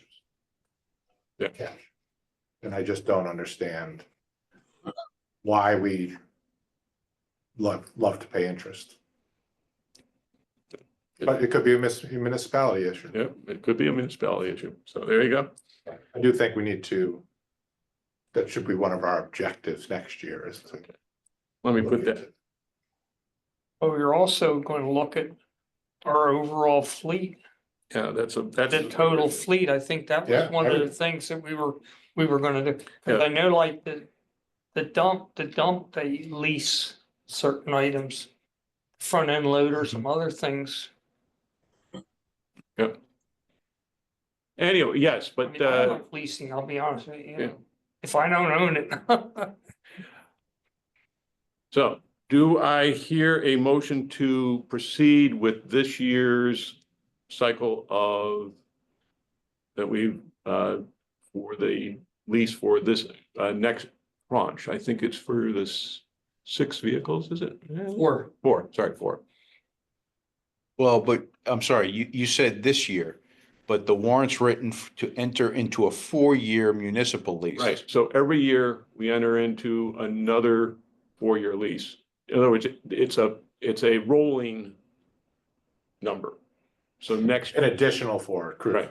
Let me just say that you're only really appropriating for 2026 because you can't bind for future years in town meeting. They're just showing you this is what the payment's gonna be. That's what's freaking me out, that we were Yeah, voting we only, for. yeah, Okay, you can't, even if you wanted to. Okay. You can't appropriate for 2027. You're only appropriating for 2026. And because it's a lease, it's like a borrowing authorization. That's why it's 2/3. Is that, so those, is 27, 28, 29 realistic numbers? No, good follow-up question. Right, it is not peanut buttered, right? because it's interest Right. rate fluctuation.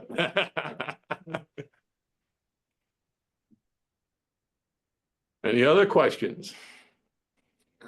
Do I hear a motion to recommend? I'll move it. Mr. Perkins? Do I hear a second? I'll second. Roll call vote. Nate? I, George? All right. Robert? Aye. Melissa? Aye. John? Right, Aye. And I as well. Okay, comes up to our next big one, which is the fire department capital expense. It's number 18. Oh.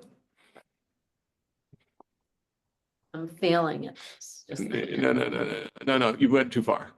Went too far. No, Article 18, that's what you. No, I'm said. sorry. 17, sorry. This is the small ticket Oh. items. And I think the only one that's sort of out of place is because the rest of these are part of the CIP, with the exception of the payment to stabilization. All of these are capital items on the CIP. Right, so they're on the CIP, but you're paying from the ambulance fund. Right. and there's a repayment to the stabilization. Oh, that I was done before I started. Okay, Okay. sorry. So again, the details, we covered with the chief, the CIP, the capital budget folks have all covered these, so. Mr. Harding. I see you cough. Do I hear a motion to recommend? I'll recommend. Mr. Gutierrez, Second. Anderson? Roll call vote. Nate, Aye. George, Aye. Robert, Yes, Alyssa, Aye. John? Aye. Aye. I might as well. The next one is a borrowing transaction because it's a bigger purchase for number 18.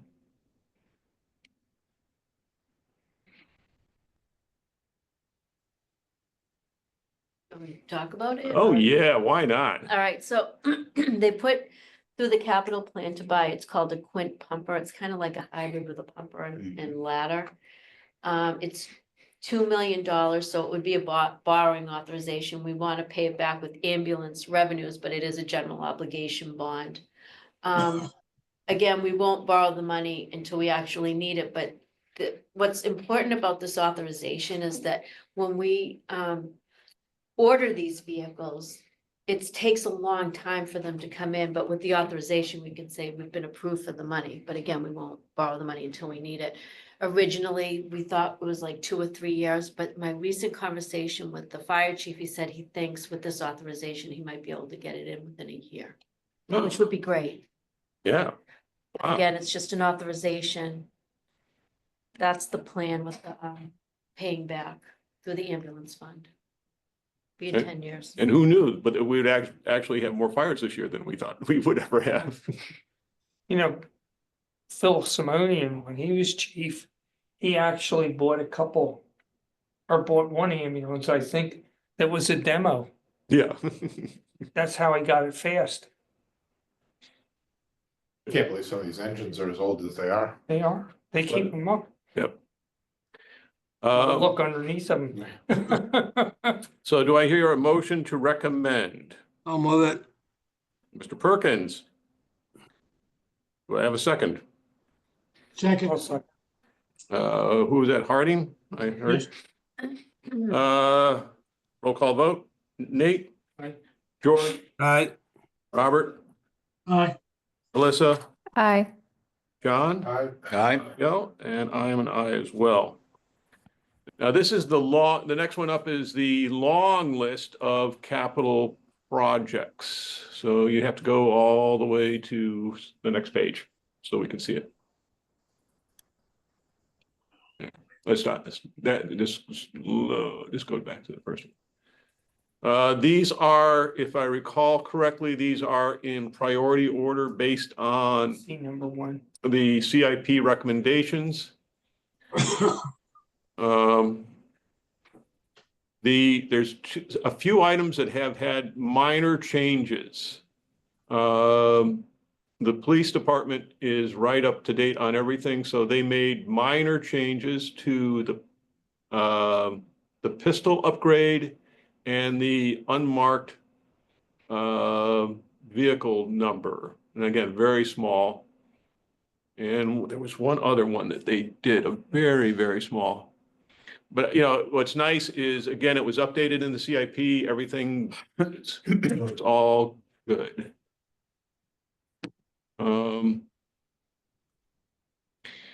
The only thing that and I don't know if we got a follow-up town hall roof replacement. There was a question whether that was a 20-year roof, meaning a single tab versus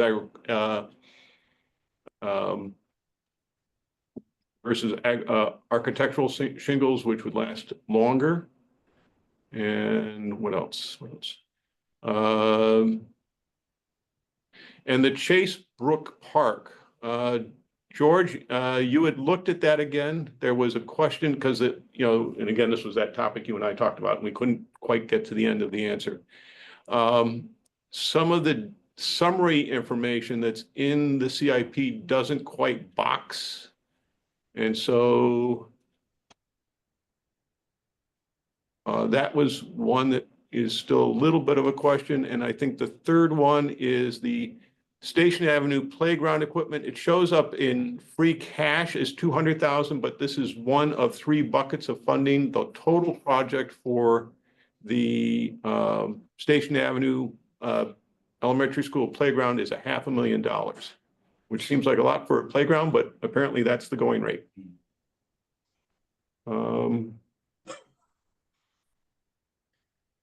So, any questions or, I mean, again, I'll, oh, and also the mountain bikes. The mountain bikes was another minor change. So the the police department reduced their ask to 1 as opposed, or they reduced it in half. It was 30,000 and they reduced that in half. That was the other minor change.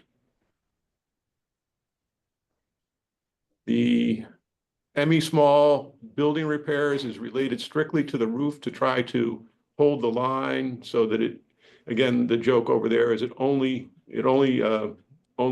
drips when it's raining outside. So they're trying to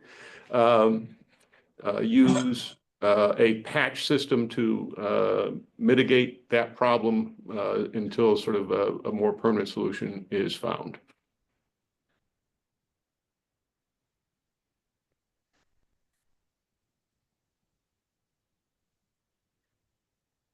Are there any other items that people want to think about?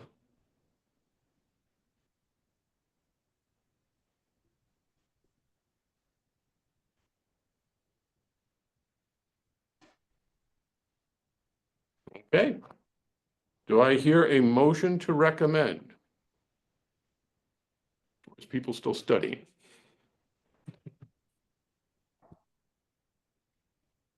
That number 7, the the network IT. I know it's a nitpick, but didn't we already have? It's part of his annual swap stuff out. It's again, if you need to, you can go to the easy view for the details behind that.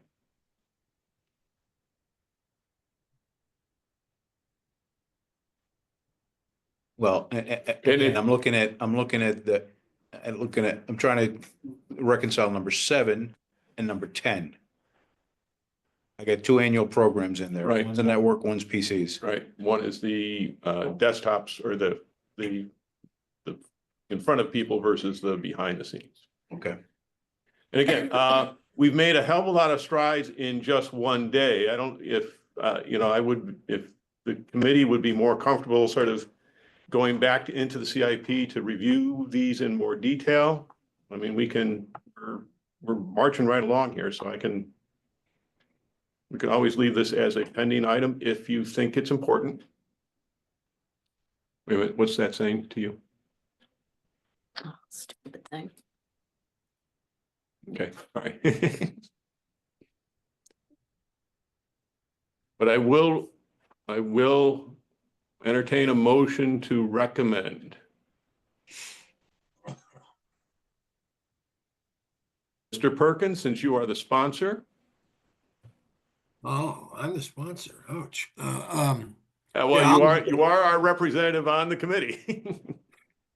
I'll move it. Just, I'm not quite sure I can answer any of the questions you raised in any specific details. So other than just to see what's in the CIP, but I'm not sure we're going to know anything more. Yeah, it's number 8. Yeah, it's the number 18, which is sort of probably the one that sort of, again, I just would like to make sure that we tick and tie that. You got my comment about that, right? I did. I mean, I didn't see anything other than you did, so obviously there's a difference. And Jennifer said, I correctly pointed me to the capital budget process. Yeah. Hey, George, item number 6, cruisers marked, unmarked, 10-year. What does that mean? Please.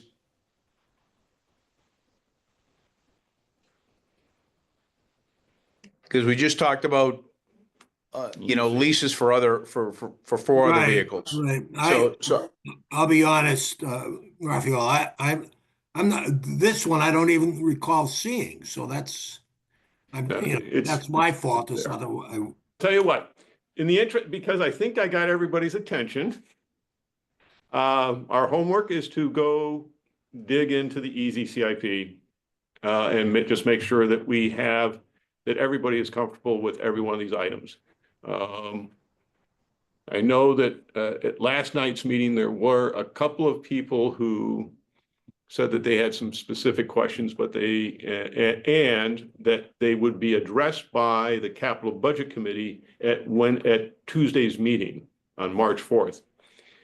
Yeah, so I'm going like, which ones were they interested in? I just get nervous when I'm asked twice for the same thing in two different places, You know, And it doesn't say how many. I'm going to mark this as pending. Good, I'm good with that. I got a 4-year lease on one hand, and then now I'm looking at something that's Okay. 10 years, so. Moving Not to on. beat the dead horse, but there's a common theme throughout this packet of fleet vehicles. Yeah. Moving on. Thank you for everybody's patience with me. No, that's, again, this is the part where, Yep. That's why we're here. yep. Okay, moving on to Article 20.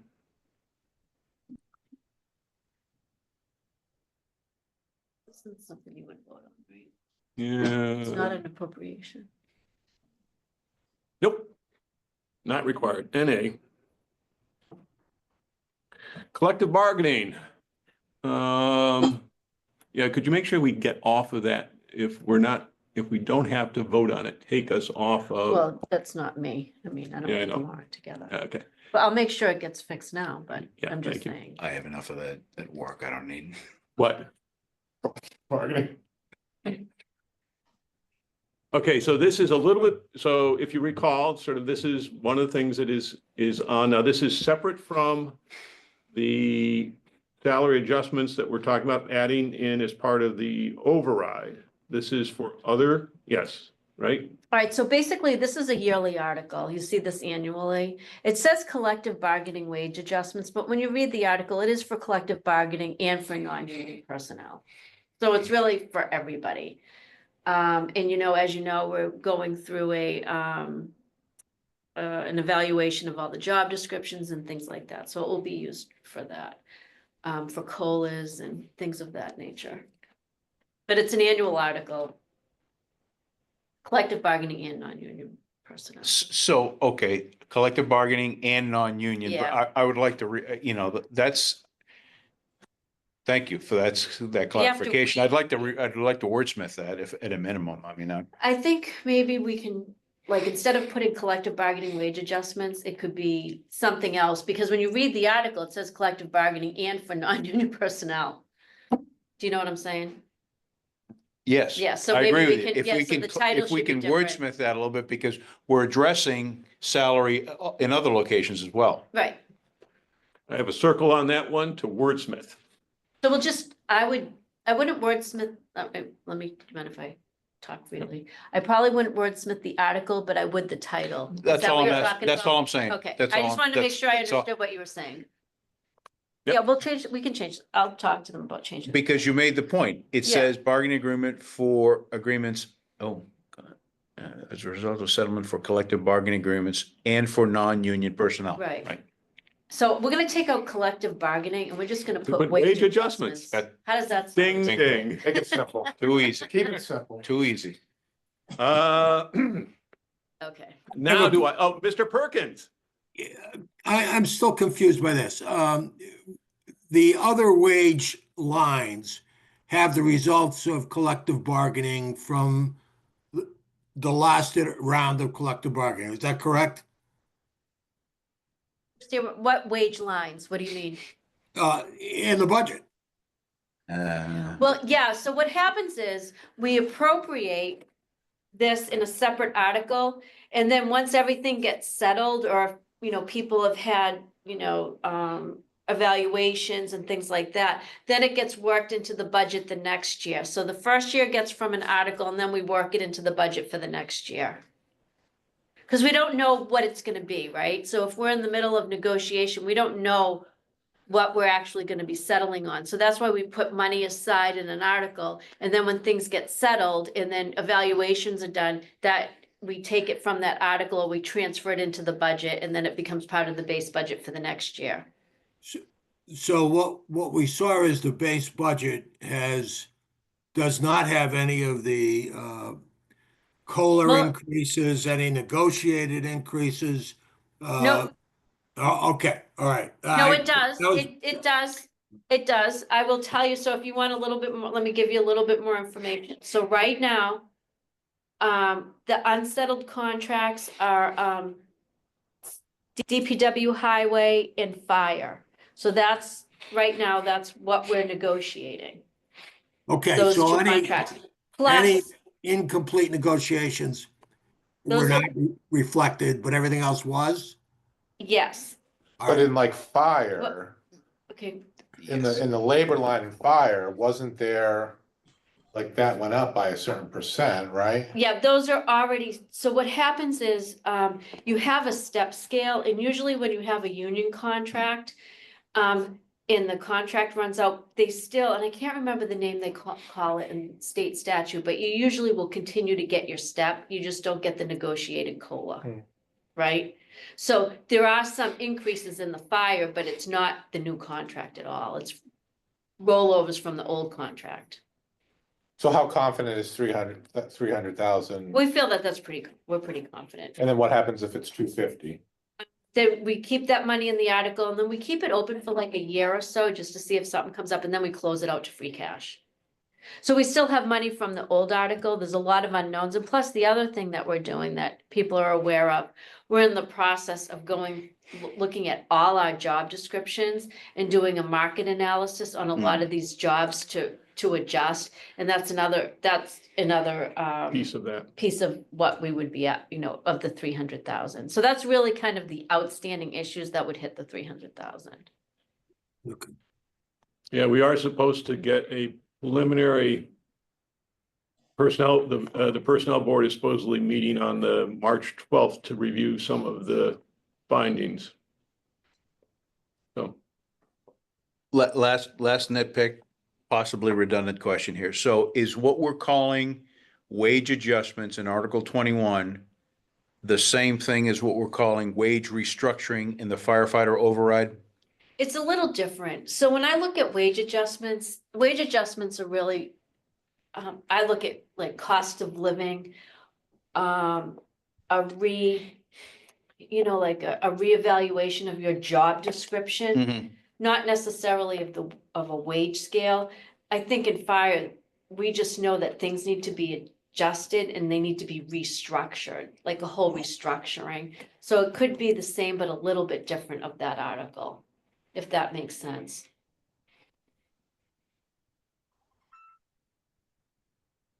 okay. And remember too, the override is something that, when we go for an override, it's not something that we can fit in the budget under Proposition 2.5. Right?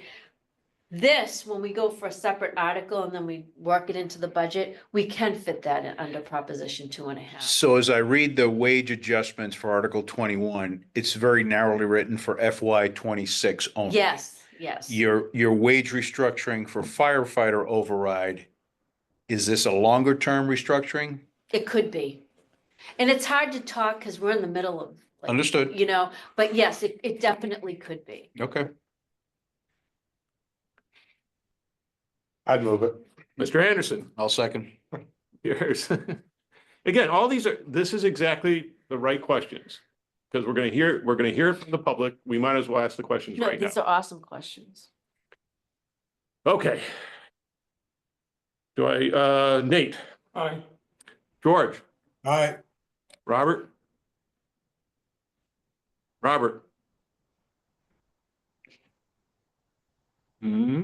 Alyssa, Aye. John? Aye. I Aye as well. Robert? we pushed him. Push him over the edge. He's setting up- he's You may come back. setting up a vehicle. He went for that. He went for that. Okay. Stabilization financing, again, these are some of the big dollars that we've done in past years. These are the $1 million transfers. And I think, again, useful to have the context again. I 22. think we need to fix this explanation a little bit. Hmm? I'm just noticing. Mhm. Okay, so what we're doing this year is, so we did put so we've been pre-funding the wastewater program. And we kind of shifted this about a year ago, so we moved the money into a stabilization account, which is really a trust fund, so that can be invested for the longer term, get a better market value instead of just getting a bank, putting it in the bank, although we're getting decent bank rates right now. So when I looked at what we were certified for, like $11 million in free cash, and then, we spent some money. So I'm trying to remember, we probably had like 4 or 5 left. So I think the prudent thing is, instead of just having it sit there, what we'll do is we'll move $1 million into wastewater, because that helps pre-fund the wastewater program. And then we're gonna move $1 million into capital stabilization, because as you pointed out, it's better to pay cash than to borrow. So if we can build up that stabilization account, we might be able to start tapping into it for a little bit larger purchases where we might, be borrowing, we can start maybe paying cash for. Because, the capital budget committee says we've spent too much on free cash, but this will hedge against that, so we don't have to slip back on our capital. So I think it's prudent, and then, we'll gain more market value, better than sitting where it is right now. Stabilization can be used any. Well, you vote money into stabilization, and once it's there, it has to be voted out. So if we come back and we say, okay, we're gonna use like 500,000 of the capital stabilization for whatever, we have to come back to you, and it has to go back to town meeting. So it's a vote in and it's a vote out. Do you know how much is in that, right now? Oh, the capital, I wanna say it's over $1 million. I don't think it's 2 million, but I gotta look at that. I did look at it, but I have so many numbers in my head, I can't really. But it needs more, I think it's great. yeah. Any other questions? Mr. Harding, by the way, do you want to opine on article number 21, the wage adjustment? Article 21 is collective bargaining. Yeah, so do you want to, how do you vote on that? Oh, I I'm couldn't sorry, get your, I'm sorry. I just walked away. I'm sorry, I had to take a call. yep, But yes, I'm voting yes. thank you. Thank you. So do I hear a motion on stabilization financing? I'll push it. Mr. Gutierrez. Here a second. Second. Mr. Perkins. Roll call. Nate, Aye. George, Aye. Robert, Yes. Alyssa, Aye. John, Aye. Aye. and I'm an aye as well, 7-0. CPA estimated revenue. This is again, the process that you go through to move the money into the right places. So this is just a housekeeping item. If I got that right? And for the administrative Right. expense. It's the blah, blah, blah. It's part of every year.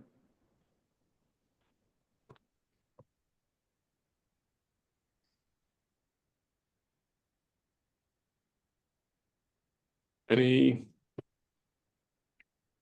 everybody a chance to finish reading it. And then I will entertain a motion to recommend.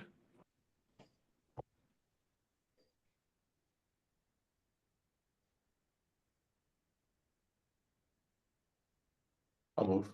Mr. Anderson. I'll second. Melissa? Everybody have a chance to read all the fine print? Nate, Aye. George, Aye. Robert, Aye. Alyssa, Aye. John, Aye. Aye. Raphael, 7-0. Affordable housing projects. You were talking with John about some of this stuff earlier. Do you want to? Is there anything Was I? you were? Oh, churches. Something else. Churches. Yeah, we were talking about a church. Churches.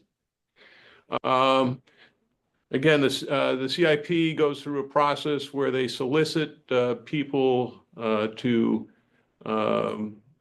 take advantage of this. So there's a significant amount of money that is going into the Affordable Housing Trust.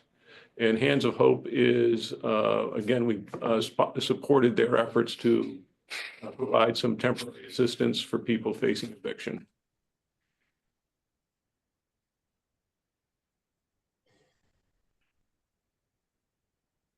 And this is, by the way, I should make this, as for context, the CIP, the CPA is required to designate certain percentages to housing, recreation, historic preservation, open space. So you'll see a series of these items.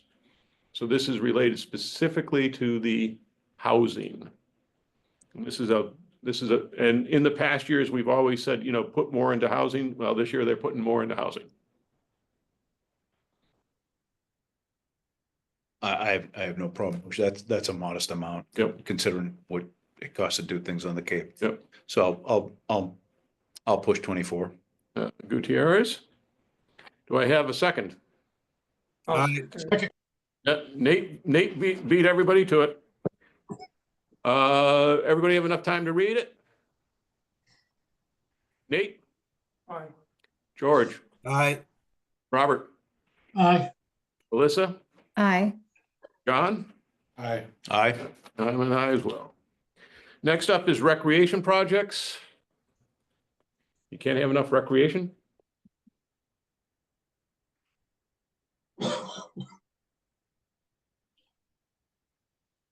So the top item is related specifically to, remember that $500,000 playground? That's the second bit of money that is supporting that $500,000. Item C is one of the funding sources related to the Chase Park. So both of those. Sorry, I hate to admit that. What's Chase Park? So do you remember the big debate we had with the extra special town meeting related to the where the wastewater pump Yeah. station was going to go? There's Across the street? across the street. I never knew it was Chase Park. So again, for those who it actually is 3 parcels right now. So there's 2 parcels at the end, and there was a parcel that was acquired quite a few years ago. And so this project completes the integration. It's going to be roughly a 3-acre site when it's fully integrated.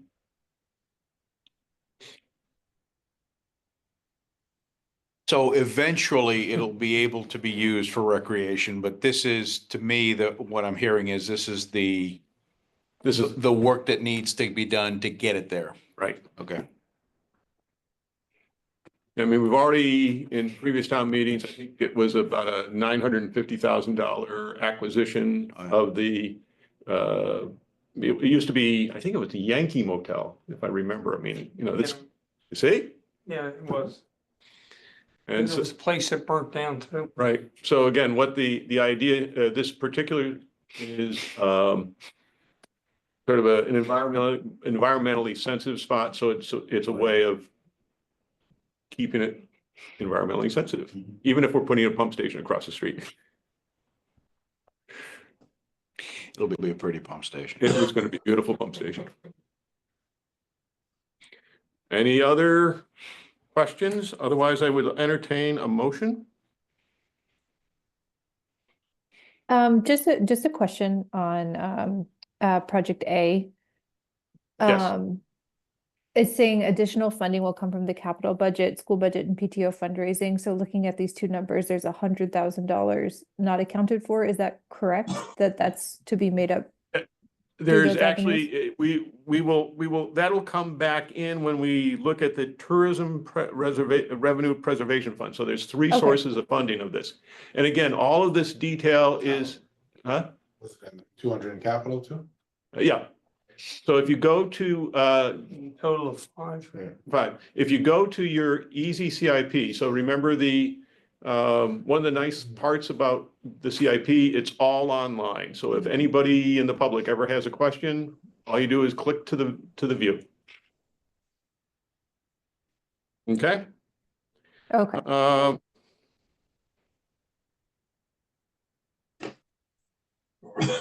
I mean, the only question I guess is whether we want to kick this one just a little bit because of the question about the aggregates on the Chase Brook Park. In other words, the question was whether so the write-up broke it up into these different buckets. So it was one of the items that we referenced in capital expense that needed a little bit of checking. So potentially we would want to kick this one down the hill as well, just so that we can double check. Yep. Can I make a suggestion with these articles? Since you didn't have the CPC come in and talk about them and you have like a question, I would maybe vote contingent on that question, only because these go on the warrant no matter what, because it has to be voted by the CPC. You know, even if you vote no, it still goes on the warrant. It still has to be. And I'm just saying, so you don't have to come back and you have a lot more work to do. It's just a suggestion so you can Yeah. kind of get through the warrant. But I mean, if you want to wait and, I don't know, maybe you should have CPC come in and I don't- if you're gonna do that, no, this maybe is- this present is- all the articles. This is just a math question. I think the data is there. It's just not reflected at that top level, which is that conversation that I have to still have with Bill. Okay. And again, I'm ambivalent on this. I mean, I think again, it's not like we're not gonna do it. So do I hear a motion to recommend? Or do we want to put this in the pending bucket for right now? I'm good to put it in pending because where is what I'm not confused about is where's the 368,755 coming from? And why do we need it if we've got? The math isn't mathing for me, I Okay, guess. again, that's what I say. So it's gonna just be math. It's not gonna be a big deal. It is being repurposed from a current article. Right. just so you know. But, so do we need, So do we even need it listed if we already have? Yeah, you do. So I did talk 22. to her about this, and so it's from an article that has nothing to do with Chase Brook Park, so you do have to It's- vote it out. it says you're pulling it from a stabilization financing article. So Yeah, to be appropriated under Article 22 of 2018, I'm sorry, so of the 2018, okay, so it's not even this Article 22, it's Article 22 from 2018. Right, it's another article that was voted a Okay. couple years ago. They have to re-vote it I because gotta- it's for a different purpose. So where's the 368, 755 right now? It's sitting in an article. So a couple years ago, they voted a special article. Yeah. And so there's a balance in there and they want to repurpose that balance, and which takes a town meeting vote because it's for a separate project. But where's that money sitting though? It's Like- so if I ran a report for you, Yeah, it's like if I ran a report and it's the capital that you voted last year, you'd see a balance in there. So as So say last yeah. year, I'll just give an explanation. So say last year you voted $500,000 to buy, like $600,000, $200,000 each for some sort of equipment. Say you only bought $400,000, you have a $200,000 balance. So that's where it is. You bought it from free cash and appropriation. It sits there until we close it out. So because it's for a different project, you have to actually have a town meeting vote to repurpose that money. And so we transfer the money from that old article into the new article with the new, is it earning interest? no, it doesn't, well, our cash earns interest. The cash, yeah, that's what I mean. Yeah, all cash earns interest. But it's all put together. I mean, I can get into like Yeah, no, I get that, finance yeah, 101, yeah. but you know, we have like I mean, it's just 26 like- banks it's like account- 7 bank years. accounts. But my. That article's 7 years old. What I can't understand is we have a 357 here, it's already there, we're moving it over here. It looks like we're adding it in again, to me. No, you're just repurposing it. And it was run by town council. So Okay, again, whatever. So do you have eyes on all the buckets of 368, 755 that are sitting underages, I don't even know if that's a real word, but do you have eyes on all the other buckets of 368, 755? Well, there's only one bucket of 368. No. No, I mean, similar, Any article. that any has- article that's I under, mean, yeah, the accounting department, we track Okay. we track Every everything. single thing. okay, Oh, yeah, awesome. Can I absolutely. ask, like, what the total amount? in Unused articles, and I don't expect you to know that. Yeah, I mean, I don't Super know. impressed if you Well, did. we but- go, let me just tell you the process the accounting office goes through every year. So when you I think we have a policy, we try to keep them open for 3 years, but a lot of times you appropriate money and sometimes, especially, through COVID, we're not getting, we'll order it, but it's not coming in right away. So if there's a balance, plus Yarmouth's a little different than other communities, and this is probably why you're not used to seeing this, is that we do have a unique ability to move money around with just a vote of the selectmen and the finance committee. A lot of other communities don't have that. So what we do is we go through the process every year. We say, okay, this has been sitting out here for, CPC manages this. So we kind of let CPC make the decision if it's an outstanding article. If they don't want us to close it out, we won't. But like with the general fund articles, we contact the department heads and say, okay, you have $30,000 left. Have you finished the project? Is there anything else you need? No, then we close out the article and then you don't see it anymore. And it kind of goes back to free cash. It's an accounting mechanism. Well, listen, that's good news. I'd love to hear what the big nut is, what the total is, because the fact that you've got eyes on going back to 2018 to something that underran, again, I'm not an accountant. I know what you mean. 368, 755, that's good news. And that's something that the committee hasn't wanted us to close out for whatever reason. They might have kept it there for whatever reason. And that's really the only committee that, because the CPC is different than, other like departments. Like if that was a department head, we'd be like, hey, listen, what's going on with this? We're closing this out, right? Cough it up, we're closing it up. But with the committee, they vote and you can't even get anything onto the warrant unless they recommend it. It's the act, it's the Community Preservation Act. Okay. So it's different legislation with them. So we usually do work with We're just committee. losing money with something that's been sitting there. We're for not, seven- no, you're getting the interest. Yeah, but the interest they don't- hasn't covered the, But remember this, right? It's not really, you're not spending it, so it's sitting there. You can appropriate it for anything. And they don't appropriate all the money that's available to them. So it's there. It really isn't negative. So when. It's like a reserve. Yeah, I was gonna say, I think of it as a reserve. Yeah. But in the interest of getting, we could argue that. I was gonna say.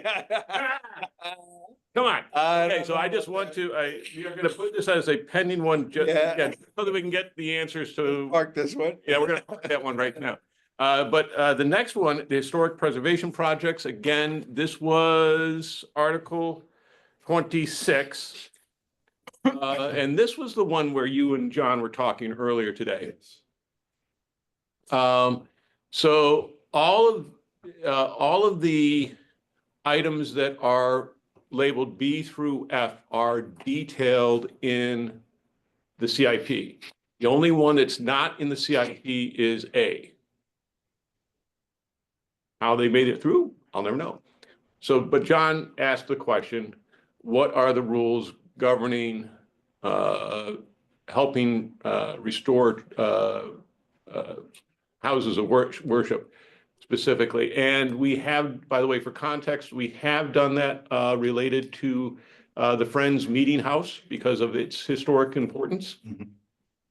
And they did the church next to the library, Mhm. the South Yarmouth Library, which I couldn't understand either, but. So these are on the historical register. Okay. So I guess my only thing, George, at some point, you and I are gonna have a conversation about at least getting it into CIP so that there's something there. Cause I have no idea what's covered under the 325. So I think it needs to get into the CIP. Yeah. That's a lot of money. And that's just, again, bookkeeping. Huh? I think it's, Yeah. yeah, it's not like they don't know what it is. It's just sort of, it's, Yep. And and I'm not trying to, because I don't sit through the CIP. But the way I look at this is like, I don't even understand why it would go through CIP. I mean, CIP can vote on it, but it doesn't matter what anybody votes. It's really the committee that goes through all these projects and makes recommendations. And plus, it's not a town asset. So if you put it through the CIP, that's not an asset. All we're gonna do is get a restriction on it. And you know, I just want to, and maybe that's the way they do it here. They have the, you know, the Community Preservation Committee, you know, present to the capital budget committee, but I don't know why they would rate it against other capital projects within the town, because all of these are just grants to outside communities. It's not part of the town's capital plan. Again, it's just, and again, that was the question, was whether or not, again, I don't have a dispute with this. It's just sort of one of the things one of the powerful things I think the CIP has brought is visibility. It provides the background. It lets the public know exactly what it is. They don't have to go to a presentation to find it. So. My comment about these CPA articles would be, to me, there's too many things in each article. That's just feedback. Yep. You know, And you know what I don't see in any of these articles is What? helping the food pantry, helping the other That places that is- really help the poorer citizens of the town. You know, I think that's outside of the. Yeah, so this Community No, but I'm just Preservation saying. Act is only can be used for three purposes: open space, recreation, historic, Yeah. and affordable housing.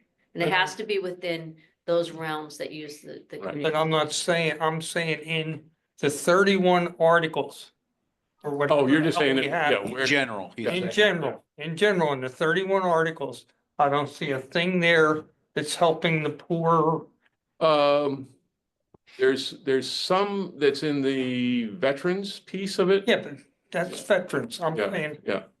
maybe maybe the family isn't a veteran that Yeah. is in Let me trouble. I just wanna try to clear a couple things up. So when the town gives taxpayer money, they need to get something for it. We can't donate. We Right? can't We can't make donations. Oh, okay, I didn't Okay. know that. So that's really the crux. It's like the anti-aid amendment in statute. Okay. So but there's ways to get around it. So if Yeah. you want to see more money to go to that, like when you see the human services contract, they actually do RFPs. And then say Gosnell comes in. And so we give certain amount of money to Gosnell, but then they have to tell us how many people they've serviced in the town of Yarmouth.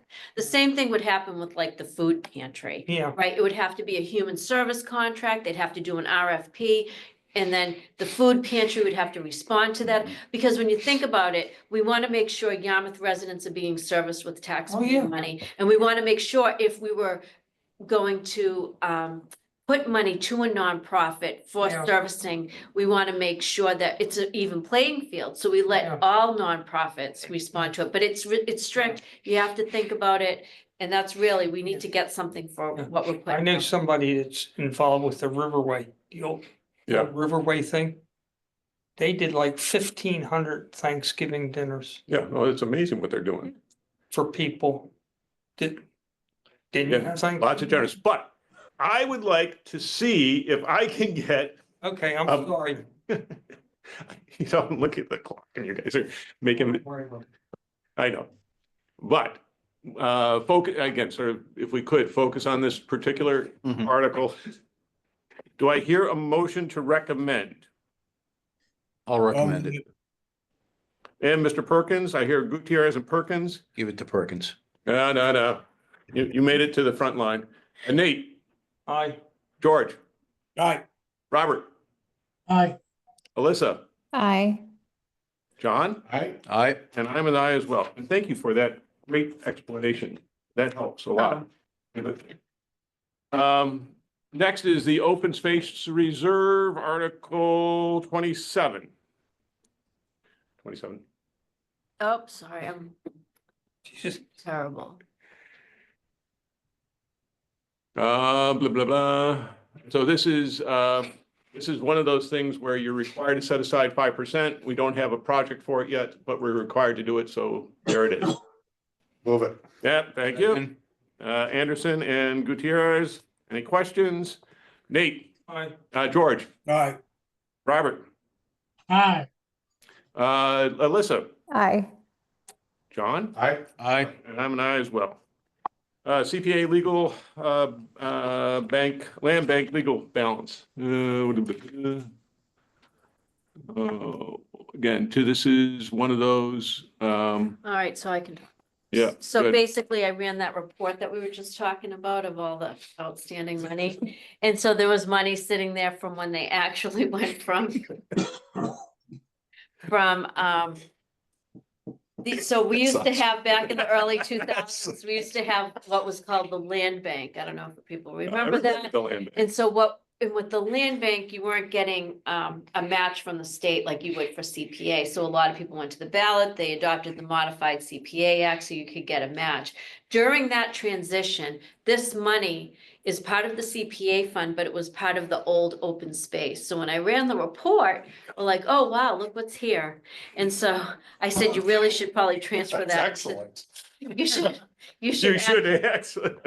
You should need to transfer that into the actual reserve account. I want to see, So that's what we I did. want to see who's going to be the fastest to approve this one. Second. About 33.5 in the closet. Wish I could do that. Nate, Aye. George, Aye. Robert, Aye. Alyssa, Aye. on? Aye. Aye. I am an aye as well. Oh, my gosh.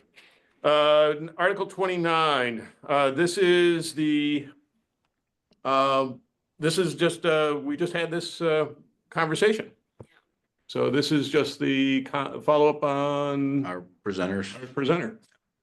And again, I think it's, for those of us who were around a few years ago and we were clueless about this, it's good that they're on top of it. Yeah. So much more detail. Yep, okay. Do I hear a motion? I make a motion. Mr. Harding, I'll second. Gutierrez. All in favor? Nate, Aye. George, Aye. Robert, Aye. Alyssa, Aye. John, Aye. Aye. and I am an aye as well. Next up is the town common feasibility study. This is proposed, this was Selectman Forrest specifically was hearkening back to our 2008 report and is saying that it's time to actually do something about this.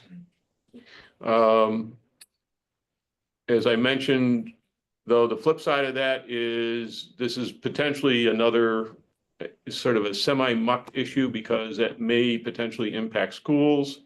And so the question is whether we want to approve this for right now or not. So, Just approve the study, right? right, I'll move it. okay. I'll second. Any conversations? Hearing none. Nate, Aye. George, Aye. Robert, Aye. Alyssa, Aye. John, Aye. Aye. and that carries 7-0. Property disposition, I don't think we have to recommend this one. Right.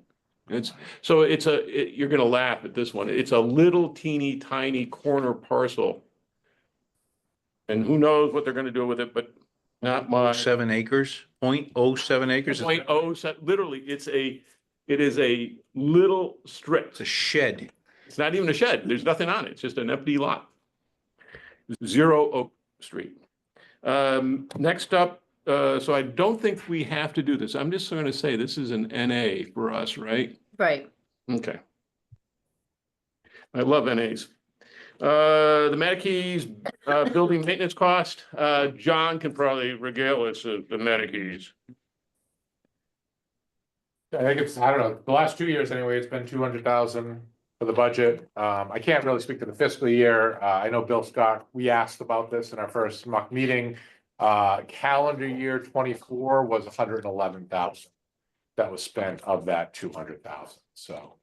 We were on track to spend probably a little over 150. We felt 200 was prudent because, you know, in case something comes up, we want to have a little bit of a reserve that we can use it for. Yeah, I mean, at some point, you know, if you're a Right. betting man, at some point, something is gonna come up that's gonna put us closer to that 200. We look at the old articles Yeah. and, you know, So is our run rate going back the last, how many years now has it been vacant? 2, 3, Two. 3, yeah. 2? to- So we're underspending consistently. Yeah, we are. Under the two, Okay. yeah, Creates a little bit of Yeah. a reserve. Okay, good. but that day could come. Maybe called demo. Yeah. Any other conversation? Do I hear a motion? I'll move it. Mr. Gutierrez. Do I hear a second? I'll second. Oh, Nate beat you to it. Uh, Nate. Aye. George. Aye. Robert. Aye. Melissa. Aye. John. Aye. Raphael. Aye. I'm an aye as well. There are potentially 2 more articles popping up in our direction. One is the Hero Act property tax exemption, and that has not been created yet, or is it? Nope. And so that is, and if you want to see the gory details, you can go to the select board's packet. It's in there. But language would have to be crafted to actually get it on the warrant. The other one is the natural resource officers who are licensed to carry, potentially would need to go into a different bucket of pension, which would be, I think they figured it out was going to be like $3,000 impact going forward. So that's another minor thing that's going to potentially pop up. But other than that, I think that's it. Okay, George, Yeah. how are you coming on drafting? I think I have a fairly good draft in place, but right now, with these changes in numbers, maybe some emphasis in the argument. If you and I could talk tomorrow morning We about a can. couple of unresolved, unclear issues in my case. But I'm also wondering about, and I'm surprised nobody said anything about it. I read an article in the Cape Cod Times today that scared the bejesus out of me. Which one was that? The sewers. Oh, you mean yeah, so if you watch the select board's presentation last night with Jennifer sitting there in the audience. Yep. There was they've proposed some changes to forget what's the term. Do you want- Yeah, go ahead. All right, so, so Yarmouth voted 207 million for the sewer project. They applied to DEP and they put you what's called on an intended use plan. So in 2023, we're on the intended use plan, $207 million approved, and they only give you $50 million a year. They cap it, right? But they said, we're gonna give you the 207, but we're gonna give you 50 million a year. 2024, you get the same thing. 2025 comes out and we have the 207 with 30 million. And then there's an additional 35 for only 20 million. And so what they did in 2025 is they said, we're capping your application for new projects at 50 million. We have the 207, and we're not gonna do the carryover. So let me just say that the select board wrote a couple very strong letters to DEP, and a lot of other communities that are on the IUP are doing that as well. And wrote a letter to the governor. So we're really pushing back on these new changes on the IUP. But I would say stay tuned.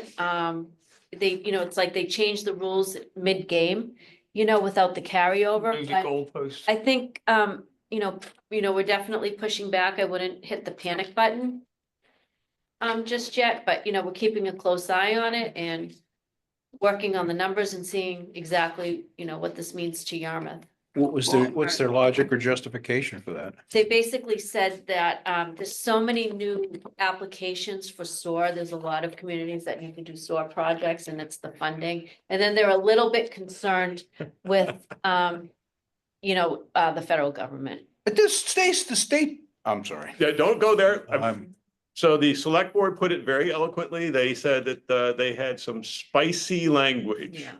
Oh, We'll just sort of leave it at that. good. Alyssa, do you have your hand up? Alyssa? No. Oh, I no, Oh. this is. Sorry. was like, do I? It's It's my getting turn. late. No, it's funny. Jennifer's mouse. It could, Okay, we do not have, you have an update? I've said enough. You've said it. We did not get minutes drafted in time for me to send those along. So we made a heck of a dent in tonight's, Yeah, we did a great job. Thank you. so thank you. Meeting, absolutely. Thanks for all the Great. questions. Really good question. And also, we have multiple things that are coming up.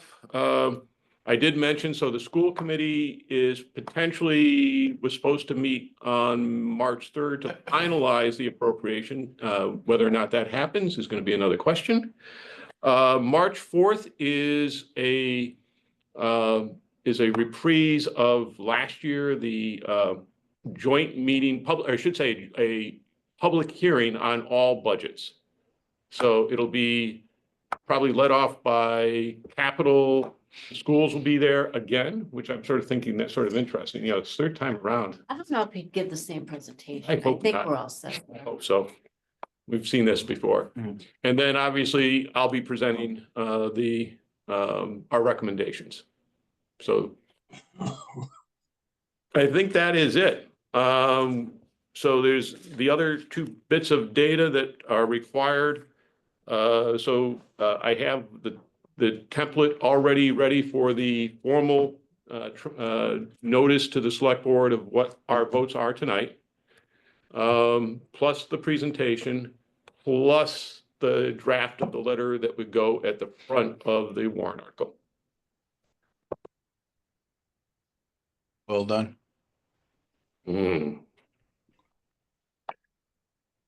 Can I just raise one more question on this same topic? Sure. Is there any discussion going on about what do we do if what was presented in the Cape Cod Times, which you essentially repeated, Jennifer, sticks as what we're going to get? Yeah. Well, I think we need to get some clarification first, George, and for a little bit more information, there's actually a public hearing, I think, on Monday, and they're taking testimony on this. That's one of the reasons why we submitted the letter.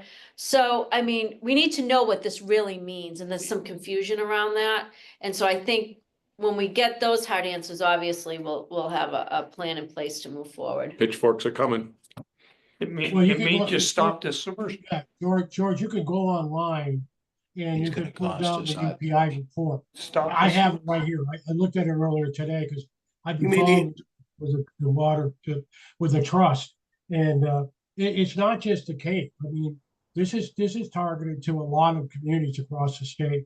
Oh, no, we're talking about a pool of just under 900 million available. But- And we've Yeah, already, but you know, I know another community. this in the year, I west should say. state That's been held up, or they're very concerned because they've got a big request in as well. So, but the report's in there and it's clear that they're going to do whatever they have to do. And I don't know if it has anything to do with the federal administration. I think it's well, more. I guess my real question is, let's assume it turns out to be what was described, with this cap of 50 million, no Yeah. carryover year from year. Yeah.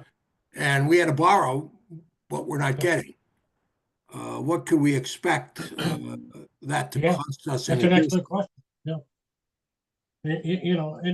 We talked about this a long time ago, and I said a long time ago, most of these wastewater projects, there's always a portion of it that's going to have to be private capital. And you know, you can get, you could say you got 260, 207 million. That's kind of what what's in the report, but that doesn't mean you're gonna get 260. I could tell you that because I worked on so many of these projects. Yeah, So I'm just hoping the best, and there is, and Jennifer said, Monday, March 3rd, there's a hearing at 1 o'clock. There's a hearing, I think, and they're also asking for responses. I just got the Cape Cod and Island Water Protection Fund response. I just got that. It's hard. It's tough. They're not mincing words. I don't know about the selectmen, but the chair. They of didn't this mince committee- words either.